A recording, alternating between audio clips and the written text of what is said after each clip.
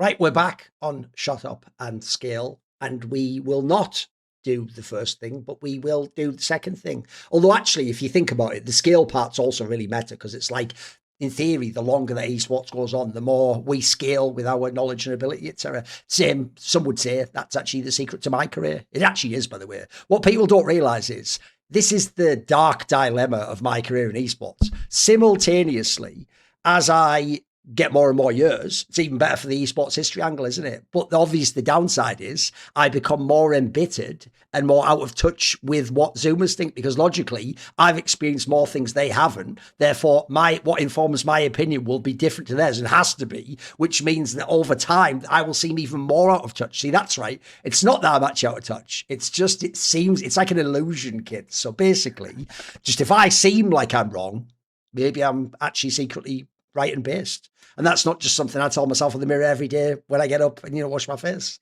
I don't. I go, you know what? Those aren't wrinkles. Those are scars of the battle against Father Time. And at the moment, I'm only slightly losing. But enough about whatever, Hanwha Life after winning MSI. You make the joke work. Anyway, boys, obviously on this show, we like to start with a spicier topic. So actually, I'm going to do my topic first, which is, in light of MSI, I'll give you the obvious preamble. I actually did predict this on Summoning Insight many, many years ago, when they first introduced the format for 2023, that MSI would be double elimination, even though, quick pin, I understand you gentlemen have watched the LCK and the LPL. Nobody has any problem without a bracket reset in those competitions. They never have. We're all watching them now, and it's sort of a crazy self-report that you don't watch those tournaments. If you're suddenly like, there's no reset for the winner. Like, you never watched any of the games, did you, brother? Or, because you don't watch the tournament, you only watched the final, so you didn't know that they played in the upper. Anyway, put that to one side. Again, I'm doing that embittered thing where I lost touch with the youth, etc. The point is, I actually predicted that the problem would be, we'll get into this in this topic, for basically a bunch of entertainment and logistic reasons, we don't do a traditional bracket reset that, yes, in the fighting game community, or even Counter-Strike, by the way, a long time ago, we used to have. Even in certain other games, we've had them in the past, even in League of Legends in the very early days. So when MSI I actually predicted it'll all be fine, and everyone can see where this is going, as long as the winner's bracket winner wins the tournament, which, by the way, is most likely to happen because they're the team that won the winner's bracket. They're probably the best team at that point in the tournament. So as long as it happens, and luckily it did happen the first 3 years, this will actually never be a topic. People will just, because one thing I've noticed people are quite bad at is what you call counterfactuals, or essentially you think of them as hypotheticals. What would have happened if X had happened instead of Y? A lot of people go, but why did it happen? Like, yes, okay, we get that, brother. We're talking about in the alternate universe. But there can't be an alternate universe star in time. It's the predetermined cube that we just experience linearly, even though actually it's already determined. Yeah, we get that. We get that. We understand that. But the point is, this time it happened, didn't it? Because I think not only, I'll give you the obvious angle I think people are missing. It's not just that BLG lost to Hanwha Life. Let's be real. There's two real factors that I think made this whole discussion come up of, how can we run MSI as double limb without a bracket reset, or if not a bracket reset, some sort of a tangible, distinct advantage to the winner's bracket winner. Whereas at the moment,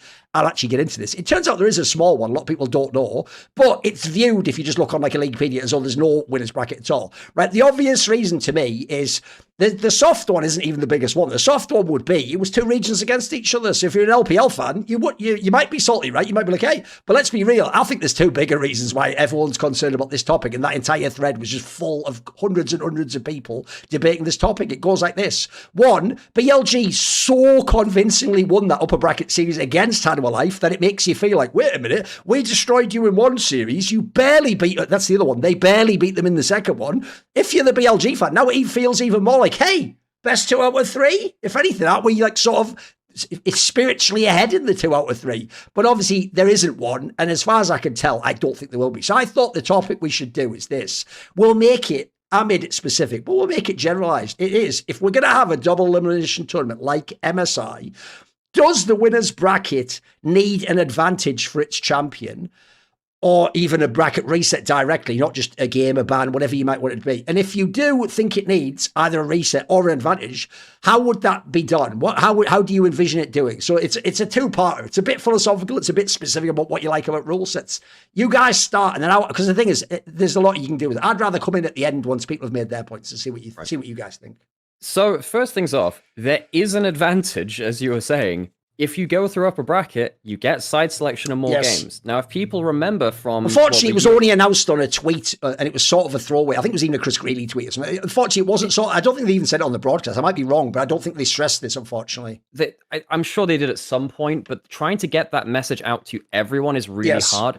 That's from a combination of factors. That's because the main broadcast doesn't have the same sway that it did before because of co-streaming. Not that it's always the boogeyman, but it's just harder to get a message across through various different languages, various different co-streamers when people are now watching it in 20 different streams rather than 1 or 2 instead. That's one thing. But you get more side selects, and also for specifically the qualifying match, so the final match of play-ins, and then the grand finals, the side select you get in the first game is also side select and pick selection as well. So for those of you who've maybe not followed League for the last year, because it came in at the start of this year, there was a separation of side of map and first pick and last pick in draft. So you either play on blue side or red side, but you don't always pick first or second related to that side. However, in first game of the best of 5, in each of these kind of last best of 5s of the stage of the tournament, you get both of those if you're on the winner's bracket of it for game 1. So there already is an advantage. Which, by the way, we should also highlight, since each of those in its own meta can be an advantage, to have both actually is in its own way. It's not like you win the game, but it does give you, especially at the beginning of the series, it gives you a very tangible advantage, though. Well, specifically, blue side, I made a tweet about this midway through the event. T1 specifically choose blue side because if you think about T1, what's the hallmark of their play? It's probably their Baron sneaks and the way they play around Baron. They pick blue side because it's easier, because it's to walk at Baron quickly and take Baron. They choose blue side specifically for more Baron opportunities. So even if they fuck up early game, they'll have a better chance late game to do something. And if you see game 1 of their series versus BLG, that's the one where they snuck it away in their series versus them, right? In the 5-game series earlier in the bracket. So there are teams which have found this out. There are various geographical advantages for various picks.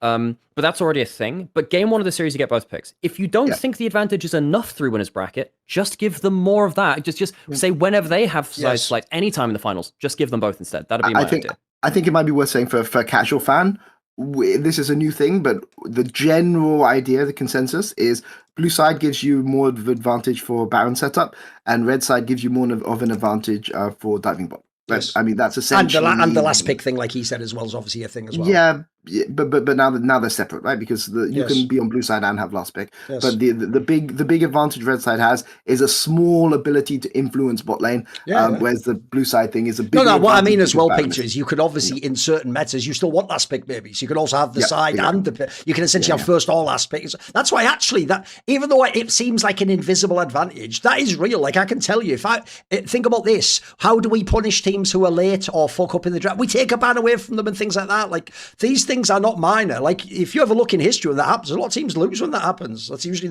that's enough to tip a 50-50 matchup away. Anyway, you were saying, Pat Nymaera? Well, so basically, my follow-on point from that is, if you do not believe there is a strong enough advantage in finals to the winner's bracket, give them double selection on their side select / pick order select on the games which they have side select on. So if they lose a game, they get to choose side of map and that as well. Of course, the other side of this as well, so there's actually pulling back from that argument, but saying, okay, well, is the advantage too much? Should there be an advantage as well? Because, of course, there's stuff like preparation advantage. I mean, HLA had to play 2 best of 5s in 2 days. There is a scheduling advantage like that too. The other side of it is, should there be a huge advantage? Because you want the finals to be a good, even contest. You don't want it to be a whitewash on the other side.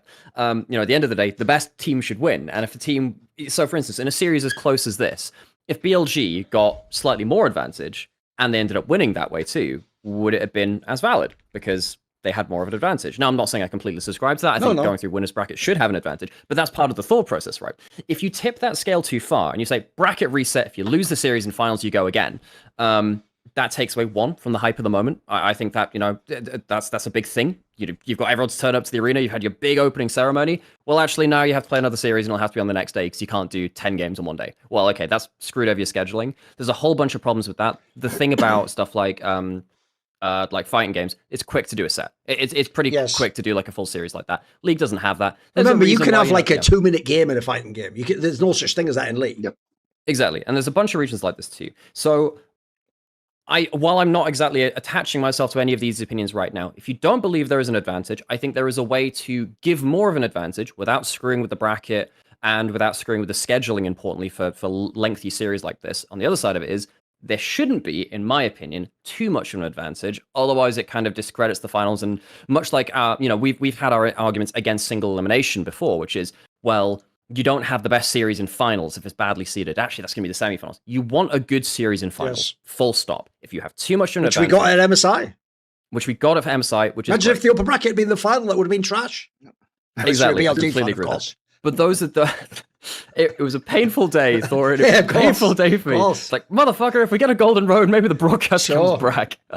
Oh, Jesus. But those are the main points I would have put out. Peter, do you have any like extra thoughts or any takes on those? I've got a few extra thoughts. So I think I'm the biggest double elimination hater, I think, of people within this community, right? Like, for me, there is no advantage that so anything that involves a lower bracket, because I come from a sports background, right? Anything that involves a lower bracket kind of takes away a lot of hype from the upper bracket. You know, maybe you come up with a really niche strategy, but the team is now coming through lower bracket and they have the ability to get a rematch. And for me, that will always remove a hype. Now, why do I not like say double elimination is complete trash? Because I think the problem with single elimination is it's very, very bad for seeding. Right, like so single elimination, especially as we discussed previously in League of Legends with regions, it's even worse. Exactly.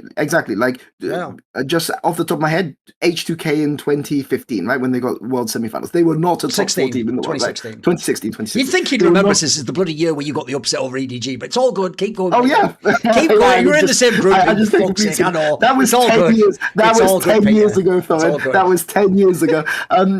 But. It's true that we were in the same group, but yeah, I don't think they were a top 4 team in the world. No.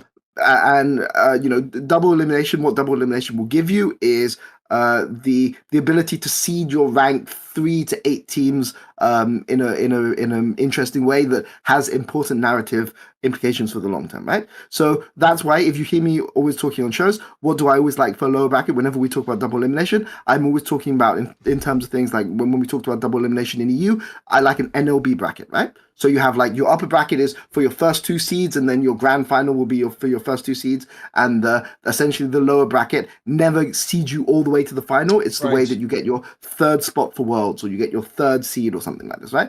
Now, so that's my general topic. Let me just ask one quick follow-up question. Go ahead.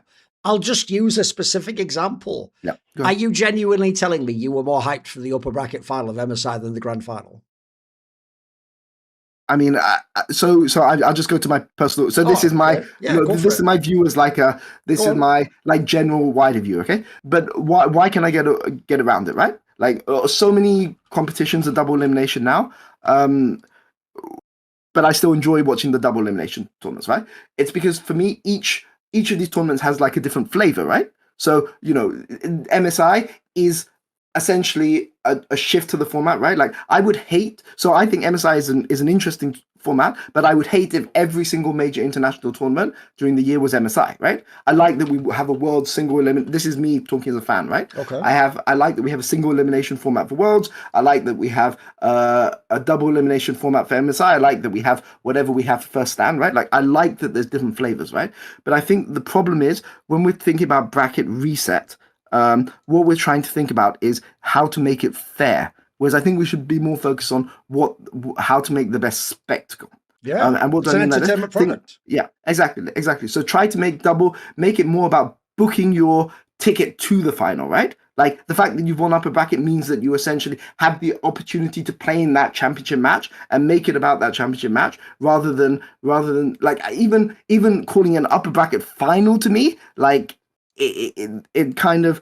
LEC ran into that problem because then you end up having like a million things which are called finals, and then it detracts from the actual final. So I've had this discussion and this argument actually with people across the industry. I've had this with people on teams. I've had this with people like on broadcasts. I've talked to quite a lot of people about this, and what I've often had to battle them to if they were against double elimination is that while single elimination is easier to communicate, and that intensity of winning you're in, losing you're out is very, very powerful, as we've talked about, because again, this is just rehashing topics that we've talked about before on the show.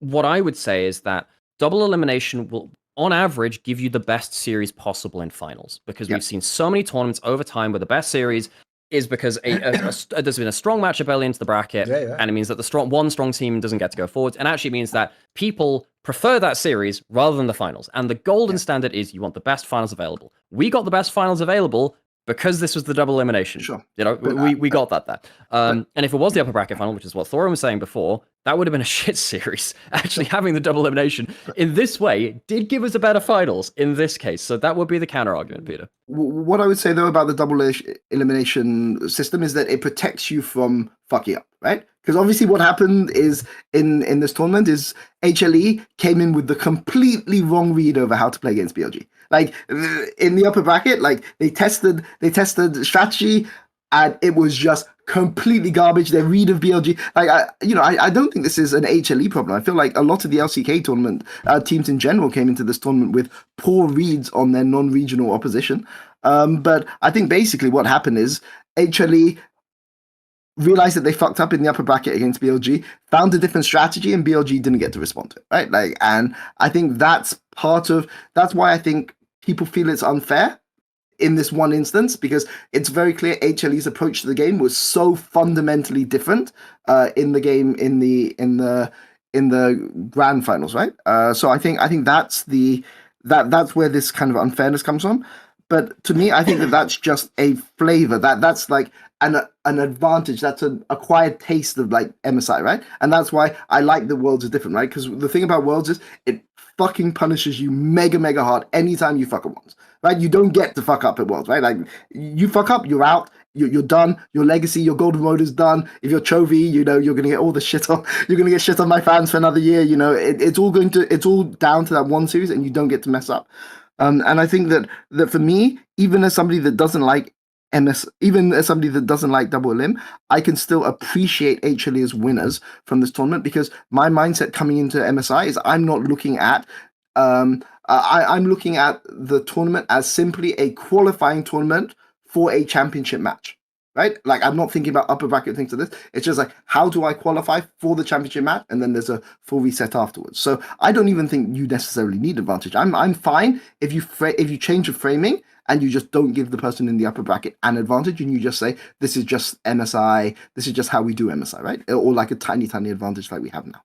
But that's my... Here's what's funny is this is how, by the way, this is how people can basically take a totally different perspective on the exact same information. And it's not that anyone's like one's true or it's just which criteria you do select. What's funny is I would literally take all the keywords you said there and invert them all. Here's an example of why. You said it's actually you can't fuck up. No, it's the other way around, Peter. You get twice as many chances to fuck up. See what I mean? If you go to Worlds, you win 3 series, you get the whole fucking tournament there. There's the championship. You're the best team in the world that year. You're not, but that's what people think, right? Sure. At MSI, you have to win at least 4 series. And if you drop down, you might have to, by the way, it's possible to play some like 8 series or something. I forget how many it is, but there's a lot. And by the way, when someone comes from the low bracket, wins 8 series, can you really turn to them and go, sorry, you actually just fluked it? And believe it or not, the team that won the 3 series, and they should have won the tournament. It's like, again, I think at this point in time, it's subjective as to how we interpret that phrasing. I'll even give you an actual example, admittedly with a sample size of 6. How about T1 in the 3 years they won Worlds? So 2023, they came 3rd, but they won Worlds. In 2024, they came 3rd, but they won Worlds. Last year, they came 2nd and they won Worlds. This year, they came 5th to 6th. We'll see if they win Worlds. That actually implies, Peter, it's harder to win MSI than Worlds. Because here's the difference. When we say harder, you have to ask, what does harder mean? Here's where I will grant you Worlds is harder. you have to hold your nerve at Worlds. You can't fuck up in a very short time frame. You have to basically play the best 3 series almost, essentially. Whereas in this case, it's a bigger sample set. You have more chance to fuck up in theory, by the way. You can. One of the reasons I prefer double limb is you can be exposed in double limb. I'll even say what's weird is this would be a much better abstract conversation in Counter-Strike, where most games have like similar kind of components and you do the same things. I think in League, actually, by the way, this is why in Dota, TI being double limb was a very popular format, because actually isn't League, like depending on meta, I'd say 25 to 50% based on draft. And you can even argue, now we've put Fearless in, I think it has become like half about draft. And you could argue, actually, MSI, here's a fun one for you. MSI is more of a coaches tournament than Worlds is. When you play Worlds, essentially, you have your top laner has one fluky game on a champion he shouldn't play on, you might win the whole tournament. If you go to MSI and you have to play them again in another match in the final, for example, it's not always going to be a rematch, but we'll just imagine this could, the top 2 teams meet again in the final. Now, all of a sudden, they've shown you their little pocket pick. They've shown you their trick. You can even in Fearless, by the way, if that's something they don't first pick, you can just pick it away from them and say, right, that's actually your whole strategy taken from you. So that's why and also, listen, I won't ever say you're a liar, Peter. I don't think you are. I think you are totally an earnest person. I just don't believe you. I actually think unconsciously that what you have just said, it's why I made it specific, mate. I didn't make it abstract. Sure. I just do not believe that when you finished watching the upper bracket final of this tournament, you went, well, that's the end of the hype for this one. Probably won't even fucking tune into the final. Doesn't really count, does it? But that's not quite what I'm saying. So first you said it removes the hype. Well, okay. What's their last hype for the final? You told me. It's your answer, mate. I'll go individually, okay? So first things first. So T1, I do not believe that T1 were the best team in the world in 2023, 24, or 25, right? I believe that they were the best team. I believe that they were the best team at Worlds. In fact, even in 2025 Worlds, were they even the best team in 2025 Worlds? Well, that was up for debate, right? There was some BO5 series where you might wonder, certainly. Yeah. But in 2023 and 2024, they were the best team at Worlds. Yeah. In 2025, they were the most clutch team at Worlds. I'm not sure they were the best team, but they were the most clutch team, right? Like it felt, I think we talked about this on the previous show, like I felt that a lot of their opponents just melted away under the pressure of playing against T1. So I quite like that team. By the way, pause. This is where I actually wasn't supposed to be a fucking talk show host in a children's wizard video game. I was supposed to be a fucking prosecution lawyer. So I would just say, Your Honour, he says there that you have to be less clutch. If they're so clutch, why can't they win the tournament with more matches where they have to play someone twice? Your Honour, he says there that when this happens, then, for example, like you can always invert it, Peter. You just can't. This is why it's preferences. By the way, you are welcome to your preference, certainly. Sure. But I'm going to say here that the reason why I didn't think the tournament was over after the upper bracket finals is because I know that there is going to be a grand finals, right? Like so obviously I'm not that sounds exciting, yeah. Right? Yeah. But to me, if this tournament, I'm going to do the cup to sit through this, man. If this tournament, well, I mean, I know that Thorin and I agree on a lot of things, but I know that this is the one big thing that we really disagree on. But to me, if I knew that there was no lower bracket reset, like if I knew that HLE lost the BLG and they were done, that would be pretty hyped to me. Yes, that is true. Yes. So I mean, for me, like, who do I think the best? Well, the World Cup is going now. Let's be topical, right? Who do I think the best team in the world is at football right now? I think it's France, right? I think that France are the best team at football, but they went into the series. Oh my god! They went into the game against Spain. The Spanish coach completely destroyed the French coach. I mean, there's people that don't really watch football that much, but let me put it this way: the way that Spain were pressing France was like something that France were completely unprepared about. And basically, for people that understand football, the way that they neutralized Elise and Dembele, they took all the attacking players out of the game. Basically. Yeah, they took all the attacking players in the game. And I think they changed their formation for that game too, specifically, right? Exactly. They changed the formation, and basically what they did is what needed to happen. Like, I think if the French coach had been able to go and look at the video for that game, and basically they got to rematch in a week, what he would have told his players is, specifically Dembele and Elise, who are the wingers for France, he would have said, drop deep to answer the press, right? And then they would have more numbers, and then the strategy that Spain used, basically, France were just completely unable to adapt to it. They just got completely outplayed because essentially they weren't able to break out from the Spanish press, which is a press that Spain basically only specifically use into France, right? And I think they did something similar at the Euros 2 years ago. Not quite the same. There were a few adaptations, but basically, if Spain knew sorry, if France knew, okay, this is exactly how Spain are going to play against us. Therefore, if we have a lower bracket reset, we're going to like shift our formation. Maybe we bring another midfielder in over one of our forwards. It's basically the analogy I gave about the draft, how you change the pick order and things. Exactly. Yes. Wait, can I cut in on this actually? Because like we're talking about this whole, well, you have this prep advantage, and obviously BLG had a very good series read against HLE in the upper bracket to bring it back to this MSI we just watched. Sure. BLG lost that finals themselves. Like at the end of the day, all of these complaints that we have, and we can talk about it in the World Cup thing in terms of, well, you lose once, you're out. BLG fucked up. I think HLE played well in finals. I think they did. I think that thing Zeus was excellent. I think that Bin wasn't great. I think there were some individual performances. BLG still went to a 5-game series with probably their worst drafts of the tournament. Yes. As much as we can talk advantage, blah, blah, blah, and all this other stuff, like, BLG were the ones which messed up there. So I don't think kind of equating this to the whole, like, it's just on series read, it's something else. I don't think BLG won the upper bracket purely on series read.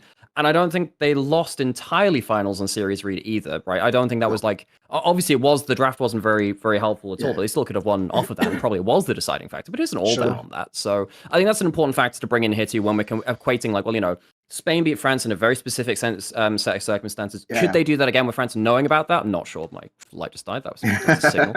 Gosh, yeah. But is this a complete analog? I wouldn't say so. Fair enough, right? Like, and to be clear, I don't think like Spain should. I don't think France deserve to be in the finals, right? Like, I'm not trying to say France should win this World Cup. No, Spain or Argentina should win this World Cup. Probably Spain. But we'll go and see, right? But for me, so whilst I agree with you that BLG did kind of lose the finals, HLE's prep coming into the first BLG series, like HLE basically drafted like humans in the final, right? And they just didn't draft like humans in the upper bracket. Is my read from this MSI. Well, I think that'll be a whole lot of overview and stuff. Sure. I think that there were definitely some mistakes from HLE, but I don't think it was like, I think it was more BLG drafting very well and then not drafting very well in finals. I think that was the biggest like needle moving there. But yeah, I mean, most of this boils down to, because again, bring it back to his note, should there be an extra advantage coming through winners bracket? Obviously, we've drawn it into a wider conversation about, well, is this just a problem of double elimination or something like that? And, a bunch of other things around that topic. My opinion is, I think that maybe there should be like a slight extra advantage where in terms of, combining for just the upper bracket team, first pick and side select for all of their games in finals. So if they have side choice, so they get it in game 1, and then every game they lose from that point. So if they win game 1, then like lose game 2, then they'd have it in game 3, and then if it went to a game 5, they go to that as well. So they'd have 3 games of both side select and pick select as well. I think that is a much more elegant way to give a bonus. I know some people have talked about best of 7 1-game advantage. That strays into this problem again, which is something which, again, we've touched on with double elimination too. It's harder to communicate. The intensity is perhaps not there because it's harder to explain to a casual, and that there is value in being able to get the casual person on board as easy as possible. There is value to that. We're very much purists. We're very much entrenched in this. But going into a finals and saying, oh yeah, they start, but they have a game advantage, that's definitely something which can turn people off. So that's one of the more common opinions you might see when it comes to advantages in a double elimination format. Personally, I think you just give the winning team from upper bracket side select and right of first selection both right of first selections, however you want to term it, for their games that they have in finals where they would have that choice. I think that's the most elegant way to do it. I think that, like, while it and I think that in this way, because Thorin, you were saying about this before, perhaps it wasn't communicated as well. I think in this case it might actually work to its advantage, because like you don't want to get bogged down too much in it, and it just lets you play the game. Yeah. What would you do anyway, Peter? That's the last part of the question. What would you choose? I mean, I think that obviously in this case you can't say to not have double limit. We mean, if you have double limit, what would satisfy you? I can still watch this. Look, I still like to watch double elim tournaments. I'm not like a single elim purist. Right? I'm just saying that I personally prefer watching. But what would you do as the advantage? Okay. What would I do with the advantage? So firstly, just to double on what Nymaera said, no single. Don't do a best of 7 with 1 game advantage or something like this. Right? That's just like a really terrible idea. What I would do is maybe first you get side select and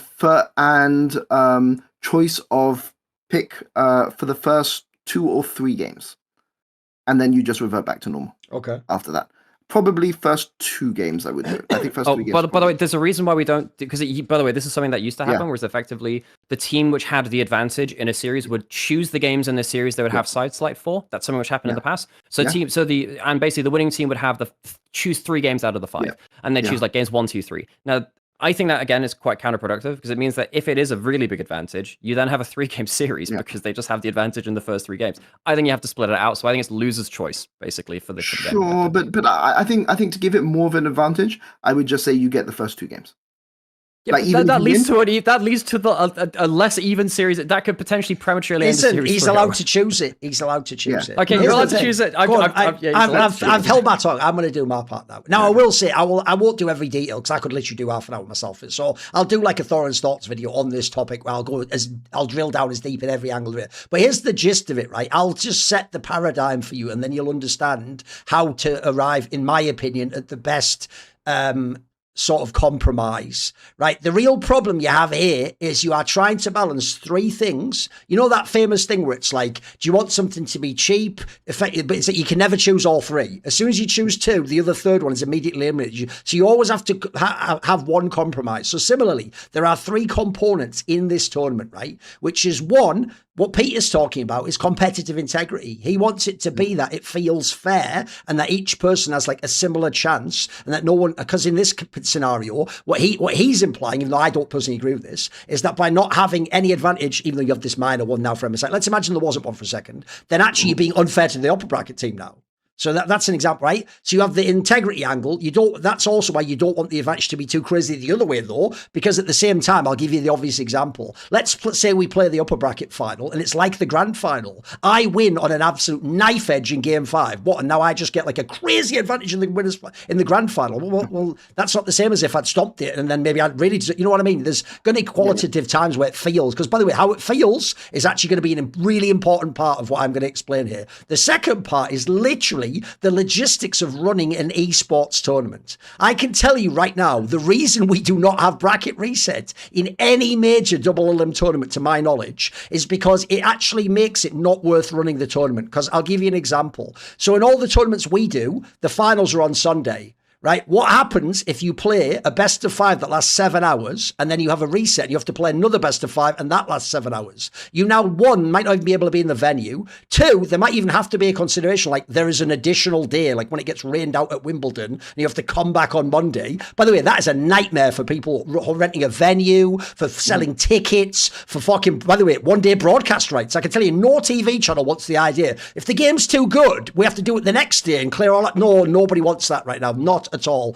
You would have to be so far down the line of this being a giant real sport for that level to make. So that then the third detail is actually what you're saying here, which is, even though it sounds like it's counter to competitive integrity, you also want the final to be a really good game. It's the final. So here's the problem. As Nymaera's pointing out here, the second you do the trade-off of, I don't just give you a small advantage, I agree with him. I actually think this advantage is genius because it's subtle, but it is actually it is enough that it could tip it a little bit. But also, if you play in sim like HLE did, you can still win. The real problem is this: any real, like, I don't just give you a slight advantage, I give you a big one. Like, I give you a game. I make it a best of 7. The problem with those 2 is they're going to make the final worse, as Nymaera just said. First of all, if I give you a game, let's be real, any 2 teams that are well matched, if you start 1 game up, your chances of winning that series, I'm going to guess, go like 1.5 times more or something crazy like that. So all you mean then is, even though you've made it feel more fair, you've also now made the final probably shit. Then also, I'll tell you why a game advantage and even the BO7 don't work. Because I'll tell you the biggest blue balls moment you are ever going to get. Oh my God, it was an incredible last game. That's the end of the 2-2 or 3-3 series, gentlemen. Remember, they started with a 1-0 imaginary game advantage, so the series is over. The championship goes to the team that didn't win most games on the day. That just feels whack. That doesn't feel hype. So unfortunately, that one also doesn't really work for the entertainment angle. So to balance them all out, I actually think the best trade-off is similar to what they have now. Because essentially, my opinion is this. There's one last detail I'll shade in. Like I say, I could do a whole video on this. There's one last detail that is key here, which is this. Which is, you do notice that despite this notion that there's like, obviously now there is a mild advantage, but in past MSIs there was no advantage. Actually, the upper bracket team, look, they didn't lose, but they never had an advantage. Actually, in order, you could have had Gen.G lose in 2023, and they could have gone, what the hell was the third series? You could have had Gen.G lose in 2024. You could have had Gen.G lose in 2025, and you could have had BLG did lose this time, right? Here's the problem. If there is no advantage, I will put a counterpoint to you that I think only exists in League of Legends, which is, here's how I know you don't really believe there's no advantage. Because in that case, in a draft meta, where it's all about revealing as little as possible, I should throw the upper bracket final. There's no downside to it. If I'm the best team in the tournament, I should make you play 3 to 5 games. You do a real draft. By the way, this is what Koreans do to Western teams in week 1 of the boot camp for Worlds, by the way. You reveal all your picks. I'm playing absolute bum nonsense against you, mate, that I'd never pick. Then what I do is I see how all your comps and picks and draft priority work. I've shown you nothing. Then I come back in the final and go, well, gentlemen, I think now I've got you checkmated, and actually it's even worse than before. Now, forget Handball Life against BLG. I've got the giga advantage against you because I didn't even show you anything the first time. Notice no one ever does that, right? There's a very, very good reason why that is, because one, it wouldn't be that crazy. You wouldn't get that much of an advantage. And then secondly, it's the point Monty always makes. I'll tell you an extremely real, tangible benefit every upper bracket team gets, regardless of an official edge in the final. They don't have to play the lower bracket final. Mm-hmm. You go and ask Cannibal Life 1 second after they squeaky bombed their way past Lion. Did that feel free? Did that feel like you did it? Did that feel like you weren't punished for losing the upper bracket final there, homie? I think you know, if you saw the look, they were doing the whole gif. Like, they know that they almost fucked that up, because another detail you have to point out here is, notice how all of us couldn't avoid this. We all couldn't avoid, I let everyone fall into this trap on purpose. We all fell into the trap that the final's a rematch. If Lion had made it there, nobody's making this comment. Now, look, Lion would have to win to then restart the conversation, but the real reason it feels unfair to you is because 2 teams played twice. They went 1-1 in series, and then the second one, because he's second, got to win. I'll even point out, without going into all detail, people always go down this other rabbit hole. That, I'm sorry, this is why I would be a great lawyer. You've got to think what your opponent will say to what you say. Here's how I know you guys don't do it. Not you, but people on Reddit don't. On Reddit, they love to say, yeah, and you know what? BLG won more games in the series. Brother, every single tournament ever that can happen in, you can still win the tournament. Like, you are aware, like in any double elim tournament, you could beat me in the upper bracket. I then just lose the entire tournament after that. Then you go and win the tournament. Then you lose the tournament right after beating me. Then I don't play you in the lower bracket and I win the tournament. At the end of the tournament, you go, whoa, hold up. You're the champion, but didn't that other team have a winning record? That's never even been a thing, guys. I know that sounds... You're doing that thing that people do when they're young, which is you try to stack arguments. That's not how you win arguments. Arguments are you find your best argument and you stick to it and you make your enemy counter that, or else he has to admit defeat. So essentially, to make it really, really quick, I would just say this. I think the actual best change is something to do with bans and picks. It's some formulation. It can be as mild as this. You just start with the first and second. Or it can be like Nymaera's. You pick for every game. The problem with the pick for every game one is it's going to make way more 3-0 finals. It's going to make way more 3-1 final. It's going to be, I'd say, because here's my premise of why I like the pick one. It doesn't win you the game, though. If I give you the game 1, you don't even play a game and I give you one. What I like about this one is, like Handball Life, you can overcome that advantage if you actually play better than me, potentially. That's actually a big deal. And so I like anything where it's like you get the edge, but I can still win. If I really was the best team ever, I could still win the game, essentially. I think that also, lastly, is the best compromise, like now, where, as you say, most people aren't even aware there was an advantage.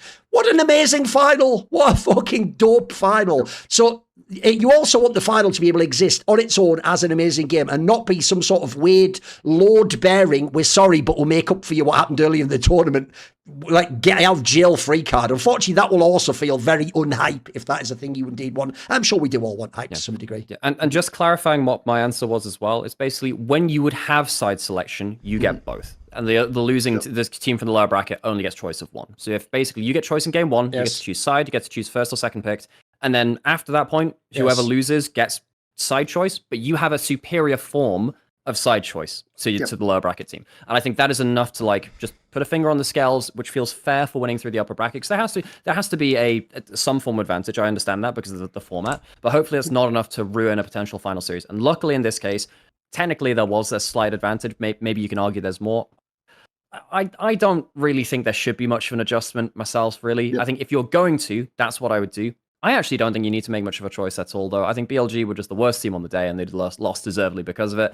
And I don't think it would have felt better if they'd won if they'd had a more significant advantage. I think that would have actually detracted. Also, by the way, final. I always say this. I used to just say I'm an idealist. I think it's easier if I just say the usual thing. I've got autism. I actually would really like there just to be a pure bracket reset where you play another BO5. Then, by the way, there'd be no reason to ask any of these questions. The problem is the world I want can't be a giant esport where you're in a massive stadium with massive $1 million. That works in a LAN cafe where it's like, you know what, fuck it, we'll keep playing till 2 a.m. Like, so unfortunately, my shit worked 20 years ago, doesn't work now. And then lastly, I said it earlier, this is what I think really makes me think some of you are just BLG fans. And I get it, I am too. I wanted them to win. But the reason why I don't complain is I understand all the compromises and where we've got in the Venn diagram of making them all work. And all I'll say is this, I just said it earlier, I have never heard, even the beloved T1 fans, those darling fans, they don't even complain when they lose the LCK final from the lower bracket. From the upper bracket, sorry. They don't complain. No one does. No one complains about the LPL or LCK. And none of these tournaments have any, by the way, they don't have any advantage. We all just accept it. That's also another weird thing about life. I had to learn this as the aforementioned afflicted individual. Sometimes things aren't perfect in your head, but they actually work better in real life. That's one of the most bizarre things. And also, without being rude, as a giveaway, I've watched like 13 years now of TI and other double limb tournaments. And once you get over it, you just enjoy it. Because as I said, the lack of the advantage does make it sort of unfair, but it also makes the final better and gives it a chance to be better. So that usually ends up making up for it, especially every time you have a brilliant final like this one. So what's weird is I understand why people bring the concerns. It's a great conversation to have, hypothetically, specifically for these teams, even like we did here. But I also think, actually, we've got a pretty decent setup as is. Unless, as Peter says, you want to get rid of the lower bracket. Although, actually, if you did listen to him, he didn't say that entirely. He just said he doesn't want Worlds to be double limb. He wants to have essentially different types of tournament exist. Yeah, exactly. I could have Worlds being double limb and a different tournament being single limb, right? Like, I care that there is a single limb tournament because I enjoy the single limb tournaments. And the reason I enjoy them is because I love the fact you fuck up once and you're done, right? And to me, that is, it's a bit macabre, but like that's what keeps you on the edge of my seats. But yeah, and like you guys said, I actually quite like Nymaera's fix. Actually, I think his fix is better than my fix now. I actually have a bias in the same way you do. This is why I hate the World Cup.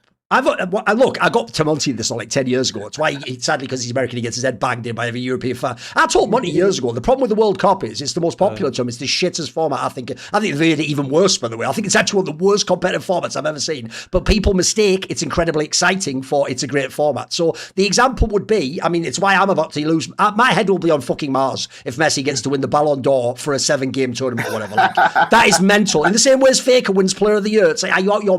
Bro, Trophy, like every day of the year except for about 2 was the best player in the world, and I'm supposed to go, yeah, but how about those 3 BO5s Faker one? I think that's mental. Like, so in a way, I'll tell you what the bias of me and Peter is. Peter wants it to be who was the best that week. I want it to just be the actual best person has the greatest chance to win. And I mean, I think that's a fair the best that month. That best that month is how it would absolutely. Describe, right? But, there's also metas, sure, yes. Yeah, but I think it would be, for me, the way that I like things would be better if there were more international tournaments, right? The fact that we only have three international tournaments, or we only used to have 2, and everything about them cements your legacy, I think is the problem, right? But if you gave me like 6 international tournaments a year, I would have zero complaints if like there were 3 best of 1, like, and I'm sure fewer people would object. I think. But that's also I even though we can disagree on this, I also definitely don't believe it's the best team that month. Spoiler, what will never be remembered ever because Faker played great in the playoffs is that was the worst group stage ever of a group stage of a Worlds that T1 won. In that group stage, they were actually cooked. That was it. They were done after that. That was the worst one. That was the one where they were looking ass. They went 3-2 boys. Like, that was the one where actually they really were only best in 3 series, bro. That was they had to go through like the lower bracket of Swiss, right? They had to go through like the lower bit of Swiss, right? When they didn't they go to like 1 and 2 or something? Yep. And they had to climb back to 3-2. I'm pretty sure, yeah. Anyway, whatever. The point is, it's just a preference one of that one. Okay, now we actually have, on this very topic, we have some Polymarkets for you guys to stimulate some discussion. If you go to Polymarket, they obviously have the prop section. I thought a fun one, it's right on cue now, is this discussion suddenly turned around, didn't it, boys? Remember how it went? If you went before, you were supposed to say, well, you know, Who cares? Animal Life's just the best Korean team. Maybe they're the best team in the world. By the way, if you haven't watched the EWC results before watching this episode, go check them out. Everything's been turned upside down. Like I said on Twitter, it's kind of like an old weekend land. Those happen sometimes, boys, again, when you have to do the best for 3 days. So now the question is, who will be the winner of LCK 2026? If you know what season just means, when the next play the 3 to 5 rounds, at the end is the winner in summer, basically. Just call it summer. Who's going to win summer? Now, the coolest thing is this. Even though T1's the one having the EWC run and Animal Life won MSI, the traders have Gen.G #1. The traders have Gen.G at 41% to win the split, who just went out of EWC, by the way. Animal Life is at 29%, T1 is at 23%, and D+, who the gag is, could yet win EWC, are right now at 6%. So the question for you gentlemen is 2 parts. 1, which one of those numbers do you think is the best value? 2, who actually wins LCK summer? Do you want to start on this, Peter? Do you have any particular strong points? LCK is my least. Okay, sure, I'll start then. Okay, so I think there is obviously a huge number on Gen.G. There's a huge number there. And while I actually could bring myself to believe Gen.G would be the most likely team to win, I wouldn't put it by this margin based on what they've shown this year so far. Obviously, Winter Split, great. Oh, sorry, LCK Cup, whatever it's called, the first split of the year. Really dominant, went to first stand, exposed very, very heavily by G2 in the semifinals, bombed at 0-3, came back and never fully recovered.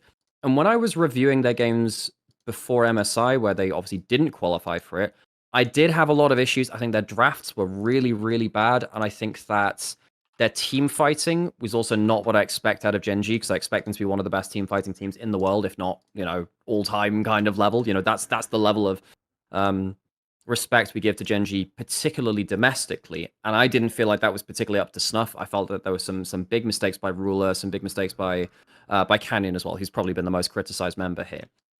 So while I can actually, despite all of what I've been saying there, I can actually see Gen.G going in as favorites, because I think that T1 have some massive issues with the drafts as well. I think Thorin has been, despite the games that we were playing, that they played today on their recording, Thorin played much better at that. Awful MSI from him. And I don't think his road to MSI was particularly good either. I think that T1 still need to overcome those odds. What I need to see into the future of, because again, I haven't touched on to HLE here as well, because this also affects them.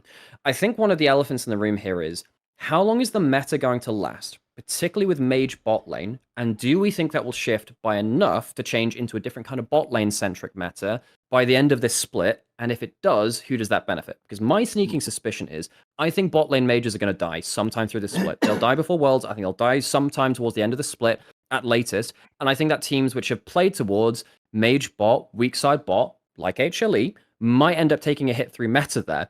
And then it's a question of who benefits more, FaZe and T1 or Ruler and Gen.G compared to the numbers they have here. I know I just talked down on Thorin for his regular form. I think T1 actually might have okay value with this, because I think that I'm trying to do a little bit of wizardry looking into the future and seeing what the meta will change into. I wonder if FaZe will be in a really good meta if Mage bot lanes make their way out. What do you make of that, Peter? Yeah, that's kind of from what I've seen at international tournaments. So I've watched only the playoff series for LCK, so I'm not gonna claim expertise on this. I think that basically this is as good a meta as it will get for HLE versus T1 and Gen.G, who are of course their major rivals. I think that basically this meta is the meta that lets Zeus be at his best. It's a meta which lets him play weak side bot. For me, I think it comes I think if it stays mage meta and you think this is what Riot runs out of their game, I think you kind of have to go with HLE. If you think that the meta is going to change, the question is, how hard is it going to change? If it is going to go to like a mega hard AD carry, bot lane centric, meta where your AD carry means everything, I think T1 is actually in a pretty decent position. But I think if they go to like a hybrid setup, I think Gen.G is the team to go for. But I would say HLE are a team that, if you do not think the meta is going to change, HLE I think is where the value is. But if you do think the meta is going to change, which having seen how Riot behave in the past, I think it will, then maybe T1 are even good value. That's what I would say from there.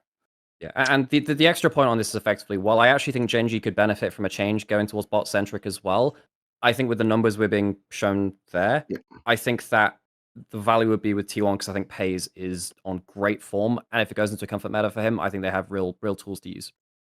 My problem with this one is I actually am low-key bummed that everyone else, it turns out, who the traders agree with me. I actually hope this would be like the other way around. It would be like Animal Life #1, or maybe even D+ for Sneak. And so sadly, I was going to say scoop in and get Gen.G even better. I still think I would take Gen.G. The reason why is this. One, I actually do think they just played worse in LCK Road to MSI in that last series. It was only the last series. They were great before that. Them and Animal Life were just running the LCK right until that moment. They were looking awesome in the lower bracket. They went through everyone.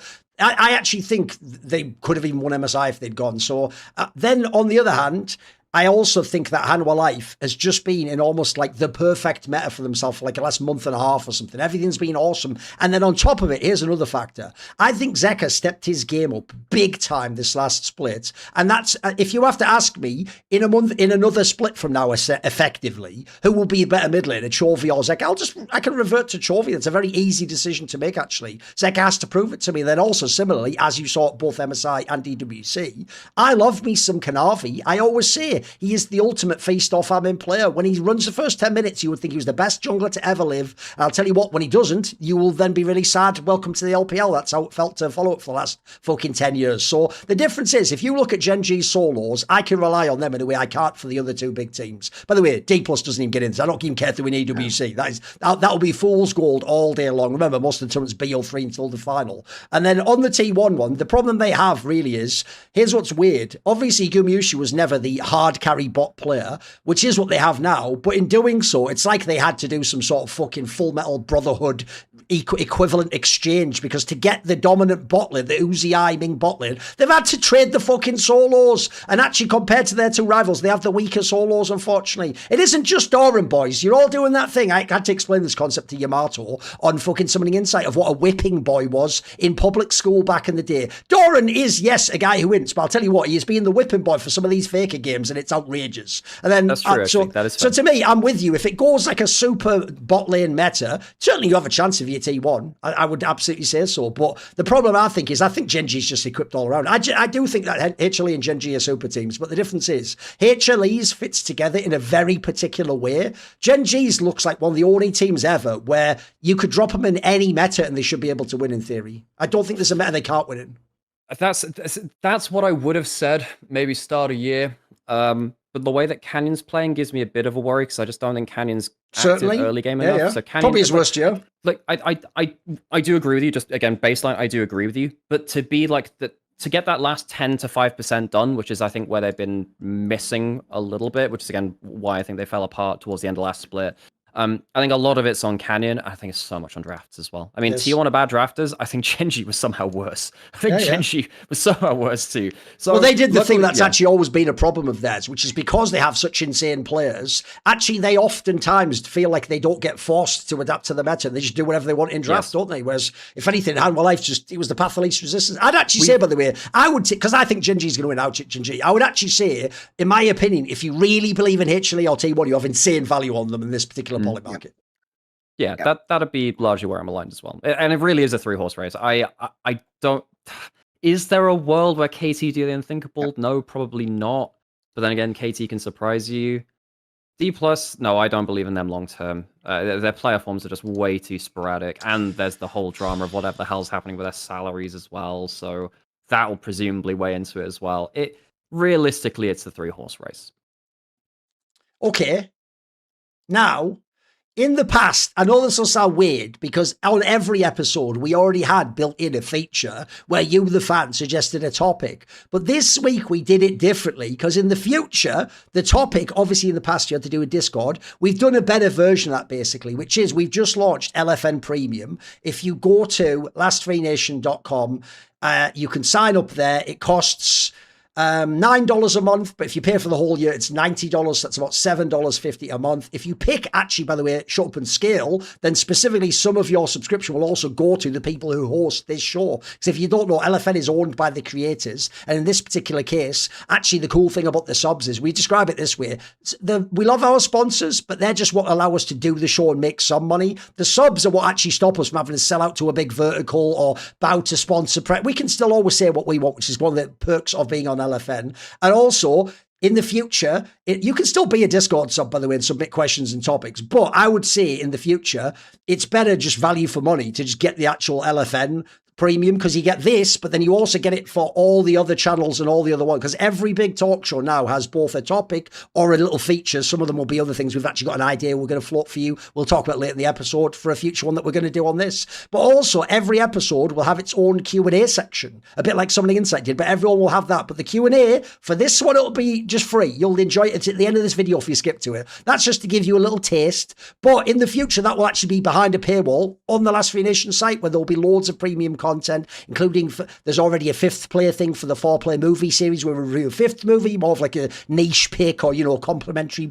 partner piece, as it were. So anyway, we will now do a topic that was in this case taken from Twitter, but in the future it will be in either the Discord, or you can either sub there, or by being an LFM Premium, it'll also give you the Discord status. So I would just say bang for your buck. Just go and get the LFM Premium, and as I say, it supports everyone on this show. So the topic that we picked for this one was by Fregerson, and they said, opinions on whether Fearless Draft saved League of Legends viewership or ruined it. There's obviously a third one there, didn't have to do either, but what do you think, gentlemen? What has been the effect on viewership of Fearless Draft? I know that Peter and I have very differing views on this. What I will say is, even if Fearless Draft is not good for the game, or is good for the game, I think the placebo effect of Fearless has helped the viewership. That is my starting off point. Now, we can argue about anything else besides that point. I think because Fearless Draft was built up so much by Cadrel, by LS, and by other figures in the scene, when it did come through and it was just a new thing to do, it was just keeping things fresh, which is something which League has done as a game outside of esports. Yep. League likes keeping things fresh for the sake of keeping things fresh, just by doing a random patch change. Oh, these champions haven't been meta for all. We'll buff them. We'll nerf these other ones which have been powerful for too long too. There is a similarity between how the game and how the esport works in that sense. They freshened things up. Now, while I'm probably one of the more prolific Fearless haters out there, I will accept that Fearless has probably injected a fair amount of discussion and a placebo effect for the fan base, so I think it has helped. I agree that it's helped. Obviously, my having been screwed over so many times by poor patches from Riot in the past as a coach, I appreciate the impact that Fearless has for removing things that are super broken that should never have been involved in the game. But I will say that there is one thing that I will add on top of what you've said, which is that I think that now it's kind of put a lot of pressure on coaches, and coaches have always had a lot of pressure on them in League of Legends. But now I think if you are a mediocre drafting coach, it is really, really rough.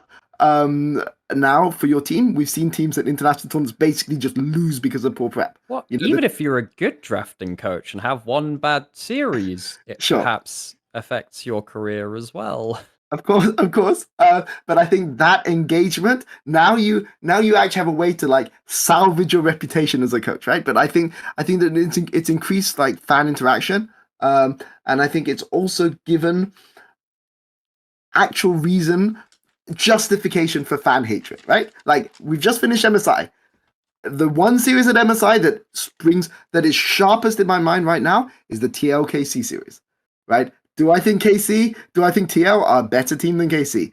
Probably not, right? But the prep that KC had for that series against TL was really, really rough. And I think this is kind of what Fearless demonstrates, where you have not done your prep, and I think that is a good thing for League of Legends. It's a good thing for viewership because it means that the top teams often don't prep. Like, if you are career seed 1 at Worlds, right, you will probably put more prep into LPL seed 1 or LPL seed 2 than you will into LEC seed 2, right? Or even LEC seed 1 or LEC seed team 3.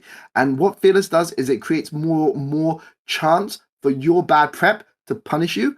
And we've kind of seen this at this MSI, right? Like, I do not think HLE did as much prep as they probably should have for Lion and got mega punished for it, right? And I think that's another side effect. You've added more variance, more chance for an upset because teams just don't have enough time to prep for every single team. And I think that also benefits viewership as well. That's what I'd say. Okay. Right. Here's what's funny on this one is I actually do think it's hard to argue it hasn't actually helped viewership, because unfortunately an inherent issue I've, again, a bit like the first topic, had to just learn as a compromise is that actually I do think in esports we haven't gotten to the point yet, or at least it's never been catered to, this became significant, that people want the sport to have a baseline of consistency that extends decades like they want with sports. People, I can tell you, actually in sports are very against modern evolutions and trends and the game being solved and styles becoming homogenized. They always talk about the golden era and when people could play in an open, wide open game or different styles, and people want things to be similar because they want to compare between decades. I think in esports, the model we've gone down, and we've just gone so far down this road, it's hard to walk it back, is we're always trying to churn new fans in to make up for ones that disappear. Now, I would say those two things are connected, but that's a different episode. So I would say in the modern day, if you want newer fans who by definition know less about the game and less about the strategy and less about matchups and less about comps and less about the history of comps, etc., and probably couldn't even tell you the difference between a dive comp and a pick comp, etc., that person probably does want as much novelty as possible, which means different champions every game. I do think for them, they would say that's more exciting, that's more hype, that's more interesting. I think for them, all the things I don't like about it, they actually see as a positive. So I do think that is a reason why actually people think these games are more hype. And also, I do think personally, this ties into it, they like having game fives. I've always thought that is the most fucking plebeian angle of all time, to go, oh my God, silver scrape. What if the 4 games before were shit stomps? Like, that's not a fun silver scrapes. Meanwhile, there are some godlike 3-0s where the 3 games are the closest games you've ever seen. It just didn't get the silver scrapes. So, but I think fans want silver scrapes. They want 5 game series. And so one of the reasons why I think you also get more, and therefore it's more hype, is because, let's be real, when you have this system, you do actually lower the quality of play and lower the quality of individual players in the game and their agency, because they have to be able to play 5 different champions every single series. And then obviously there's the ban. So sometimes realistically we're talking about maybe you actually have to be able to play 10 champions or something like that, actually realistically in a series. I'm sorry, I know that sadly in Counter-Strike, I won't make a whole thing, but in Counter-Strike, a very famous fan pleb take goes like this: why is the 5th best team only good on 4 of the maps out of 7? They should practice the others. It's like, there's no time. The reason they're good on the 4 is because that's what they've been able to identify as the best use of their practice. If they practice the other ones, they will get worse on the 4. So they will get, on average, be better over the maps, but they won't be as strong on their maps. They'll actually lose more series. Same thing. I don't care that in solo queue, you can play 15 champions. In pro play, you could play 0 champions. So even someone who I think, so like a classic example of someone who can flex and pickpocket, is someone like Bwipo, right? Bwipo, if he's not in his best game, even he can't play 8 champions in every competitive level against like T1, Gen.G. Again, so unfortunately, I don't think almost anyone, bar absolute lunatics like Knight, Chovy, there's a few of them out there, maybe Zeus, there's very few people actually could be really world class against almost any opponent on like 7 to 8 champions. I don't think it exists. So by definition, we have lowered the ability level of the game. Then also, if you are a hardcore fan from the old days, one of the best things about League was the notion that because I can keep picking this, you are now either forced to ban me, or you are forced to answer me, or you're forced to pick it away yourself. Those are brilliant strategical options, which actually mean you have strategical answers against me, but the answer comes with a compromise of what I do. And then lastly, isn't one of the all-time great angles, if you want to talk shit, it doesn't exist now. If Chovy beats Fake, it'll just be because Chovy was better and he had a better series. That one of the best angles back in the day was, right, Chovy beat Faker on Oriana versus Pick What You Want Silas, but then they reversed the matchup and Faker won. That is one of the coolest. I know you have to be a purist and a bit of a hardcore fan. That is one of the coolest angles you can have in a series, in my opinion. And I do think, I'm sorry, the obvious example is Bin. Listen, this is where we're different. If you can't deal with Bin's Jack, you're fucking bad luck, mate. You better ban it, you better pick it. Otherwise, he's going to pick it every game and he's going to fucking punish you for it. And even though you might go, Thorin, he should play more champions, that's just a difference of opinion. Yeah. I like the old system personally. That's the one last thing I'd say. Here's the other compromise for me. I just want all of you fearless all of you fearless lovers to compromise with me, which is this. Trust Uncle Thorin. It's better if Worlds is the main draft system we used to have. I'll give you fearless and you can do the following. How about have Fearless for a splitting an international and make it be part of the flavour? Maybe first standing, first splitter Fearless, maybe MSI, and that is fair. But I don't want I don't know why we have to have all of it be one or the other. It's like what Peter said before about having MSI be double limb and Worlds be fun. I think we could have both in the scene. And by the way, I wanted to do initially, I even think it would be a way cooler angle if then Gen.G already wins MSI and T1 wins Worlds. That's because they're different formats too. Isn't that also a cool reason as to why people have an edge? That was what they wanted to do initially, right? Just have first split, then. But then it's implied the viewership and the hype just meant people just said, "Fuck it, we'll just run." Although again, I think a lot of it was placebo, and they just rode the wave. Yeah. And for them, they saw it as an easy PR win. I understand that. Also, by the way, we'll never now be able to A/B test because we're never going back. So unless the viewership times and they decide that's the reversal, I do understand you can't do.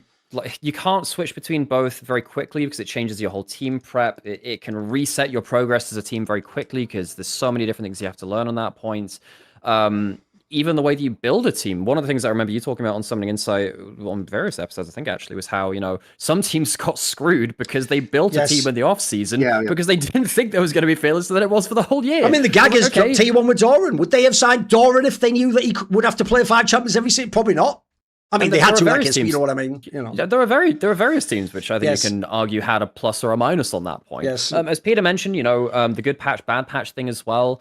I have some caveats on that. I agree that basically if there's one super broken champion, it's basically gone in one game. The problem is if they're permabanned, they're still permabanned. So for instance, at this MSI, we had that with for most of this split, we had Varus, Orianna, Nocturne, Rise, a handful of champions. Well, actually, I could name probably about 10 champions, which would have been in another era of League, completely nerfed into hell. I could probably think, whereas before, there were points where you had to ban 3 champions out at once on red side, and that was really bad for sure, because it meant that red side was so underpowered because they had to ban all of the OPs. I suppose there is something good about having multiple OPs, meaning that you have to trade them in draft, which makes red side and blue side, release red side and blue side in terms of first pick and second pick, a bit more even in that sense. But I do find it kind of egregious how, the balance team can kind of just let things slip because, it'll only affect one game in a series, That's definitely that's the flip side of that coin, where it's technically it only affects one game in the series. However, it does mean that these champions can be kind of OP for a year and a half, more than that, right? In some cases, these champions have been meta for a very long time, but they are less of a priority fix now. Does help that actually means that, so this is a positive though, because again, there's flipping the coin in various different ways. Other side of that coin again, somehow we have the third side of the coin, is that it means that solo queue can be better aligned with pro because things don't have to be pro jailed as much in terms of their balancing as a champion. That can be a really big thing. And that has been an issue for so many different champions with global ultimates before, because they're way better in pro when they're more coordinated than they are in solo queue, when you have less team coordination to make them work. So in terms of the actual brass tacks of, okay, how does it actually impact the game and how the philosophy of the game develops? I think there's a lot of noise in there. Personally, I think it's slightly for the worse. Again, as Thorin was saying, I think that my issue with Fearless in Pro is, as you go through the series, the power level drops because the most powerful champions are gone, and I want to watch the best possible League of Legends. So as a purist, I find that less good. To the point where in the past, in fact, I might have even said this on Summoning Insight when I was on there, bring back Game 5 blind pick at that point. If you're going to say, fuck it, let's have some fun with the series drafting, whatever, bring back Game 5. Yeah. We saw that in, Kesper Cup and Demacia Cup. We saw it in both of them, I think it was. Or maybe it was one or the other. But yes, you can have blind pick, mirror match Jason the jungle. If you're already going to go full clown mode with that, allow people to pick their champion for a second time in the series, bare minimum. That'll be one of my big issues because we've seen some really bad Game 5s. But again, with all of this said and done, Fearless is still something which contributes to discussion. It does allow some novelty in there. Understand we have to keep things fresh. It's not what I like as a purist. I can see the benefit. Yeah. I mean, just to say that in a hypothetical world where we could guarantee that the balance team isn't going to mess things up, right? They just keep the same patch of playoffs as they do for Worlds, which is just never going to happen because they want to spice things up for the tournament. That's a separate topic of one of my biggest gripes in pro play for sure. Yeah, sure. But I'm saying that the things we've lost, the fact that you don't have to ban Bins Jax, the fact that you don't have Syndra Orianna. Syndra Orianna is the biggest matchup that I have loved to see both sides played and reverse. And if you have if you can win Syndra Orianna for both sides, I think the fact that this doesn't give you a massive advantage is a huge loss, right? But in a hypothetical world where you could guarantee that there would be no fuck ups, I would 100% be with you guys. But like I said, as a coach, I've just been hurt too much, right? So that's why I go fearless. But I do not think, to be clear, I do not think it is the ideal solution. I do not think that this is the best solution. It's just the only, like, you know, in our reality, in our flawed reality, I think it's the only one. It's the only one that is feasible, right? Well, I also, by the way, this is where we slightly differ, though. I actually disagree with you. Even though to an expert it exposes drafting coaches, I actually think to a fan it protects coaches, because it's too easy to blame the player when he doesn't ballot the champion. Now the player gets the short end of the dick, as the joke would be. He gets fucked on that. He really does, because even some of the best players in the world look incompetent. Like the worst one is people really haven't sat down and thought through nightmare drafts. Like the nightmare draft I sort of hinted at earlier is worse than you think. The nightmare draft isn't you have to play 5 champions. Like, think of the following. Imagine in a scenario where you're in game 5, you've already played 4 champions. Now in game 5, let's imagine you ever have a nightmare fuel game where all the bans go into your player, and then on top of it, they pick a champion away from you. You could actually, look, in theory, have to play like 11 champions at a world championship level. I don't think anyone can do that. Again, notice I didn't say play them. I said play them at a world championship level. I don't think anyone could do that. I don't think anyone can. Yeah, and that's why I have the big issues with like level of play, right?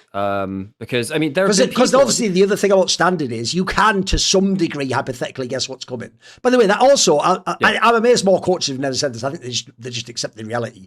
There are so many game 5 drafts. No one ever saw that draft, and it was never on a single whiteboard. There'll be millions of permutations. That is why, actually, God bless these teams that really do win all the BO5s now. That is incredible to me. I don't know how they do it.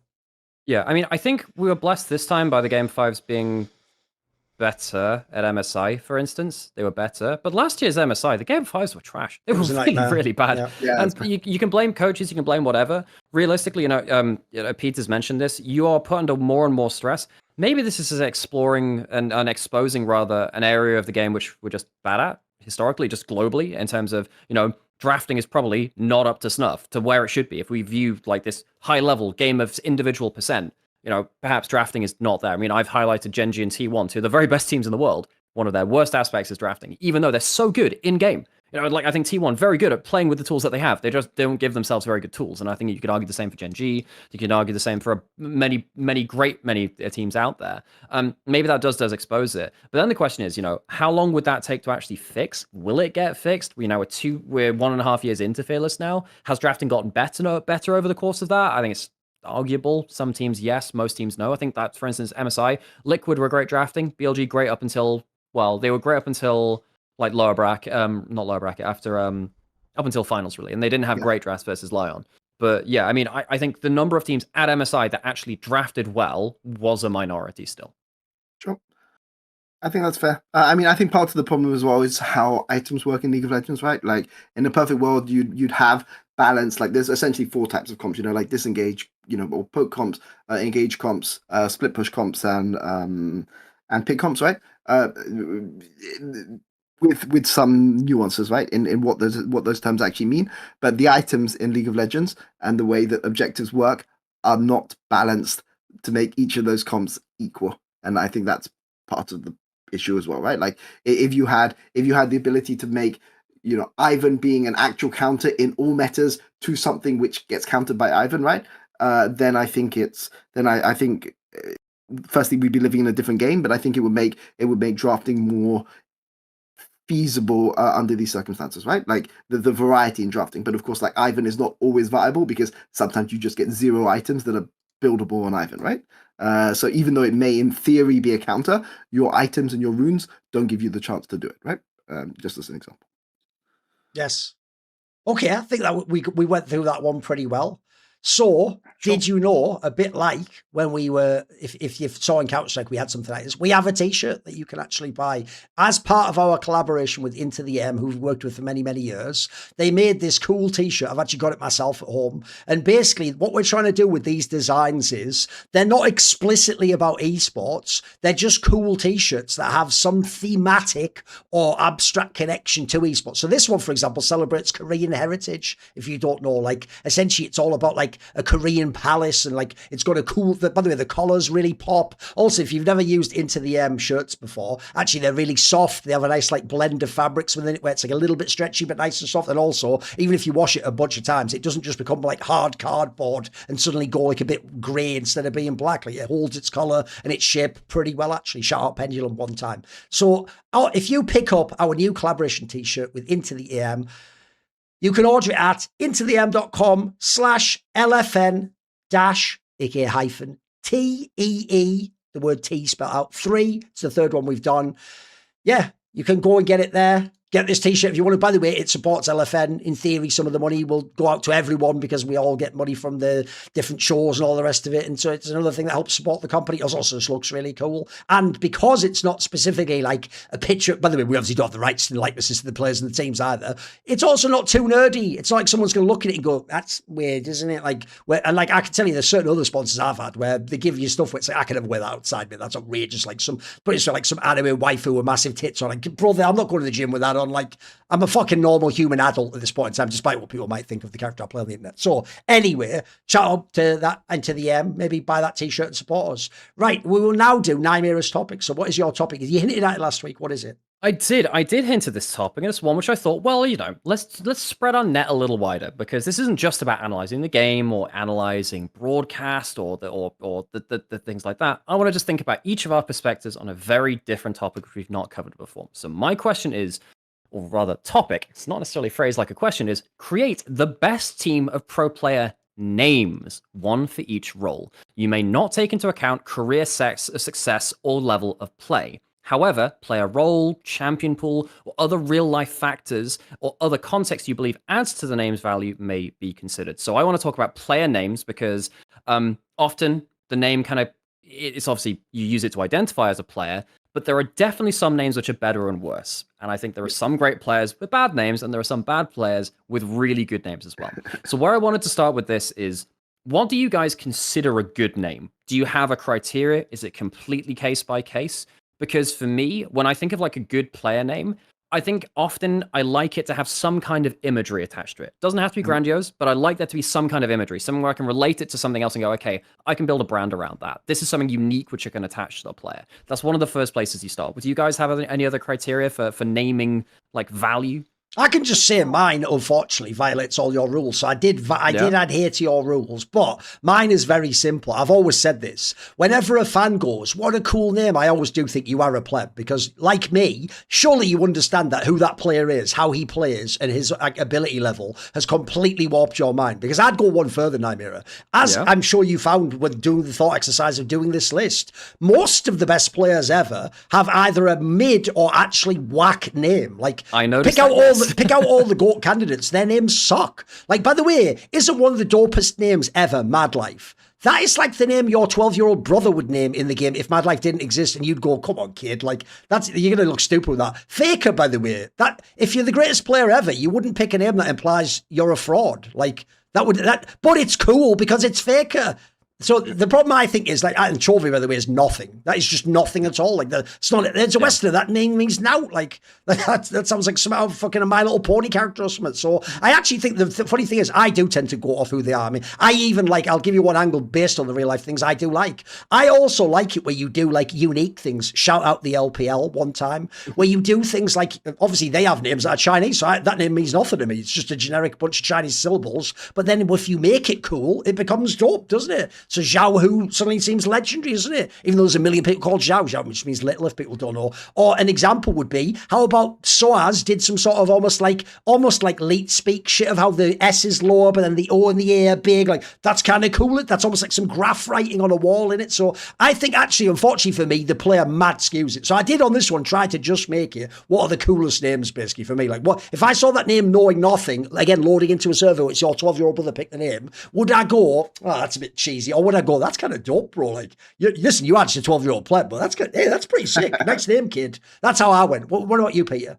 Yeah, I mean, I did one like theme for myself, and I did one like you've done, Thorin. So I think I've actually done two teams for this. What I will say though, this question has struck me as thinking, how lucky are we that some of our best players in the world have neutral nicknames, or players like Faker, right? Who have like can you imagine Fire Lolly being like the best League of Legends, or like I tell you the worst or like one. Lust Boy. The worst one was there was a player called Baby Eater. You can't have a name. I also think Lil Balls is pretty fucking insane for a pro player name. Genuinely hilarious. You know, there are some really bad ones. Real knowers know where Sneaky came from. That was Sneaky Castro, which is like a sex thing. You know, like that was also not something that would fly. So it's just Sneaky works out. But like if he'd kept the original name, not good for like top tier PR. Yes. I mean, I think luckily none of the like top players have come that close, except like I think GBM is the closest that I can think of, like a top player. That's again like leet speak. And by the way, the real reason, there's an obvious actual cultural reason that is. Most of the players we're discussing are Asian players who do not speak first language English. So to them, that is a neutral term. They just took an English word they like. If you want to know a really weird cultural artifact that we're British, so we'll know this, but actually it'll shock some people. Because of the effects of the British Empire, where we ruled over India and Indian people, Indians would actually also, who didn't know English, this is real, they would just take random English words and call, the famous one is that people would call their child like cupboard.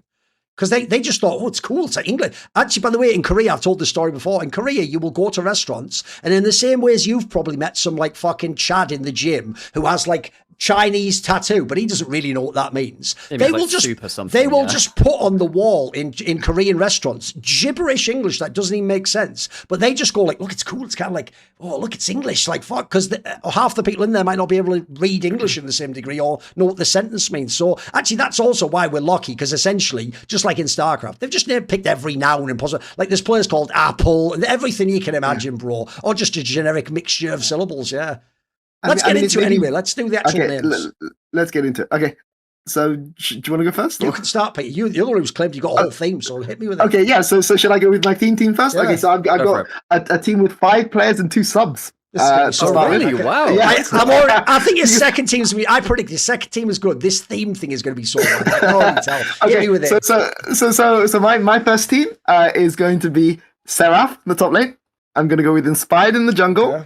I'm going to go with Angel mid lane. You have to give a reason for each. Give like a brief reason for each. No, this is angelic. Okay, yeah. I'm going to go Prey AD carry. I'm going to go Pure for my support.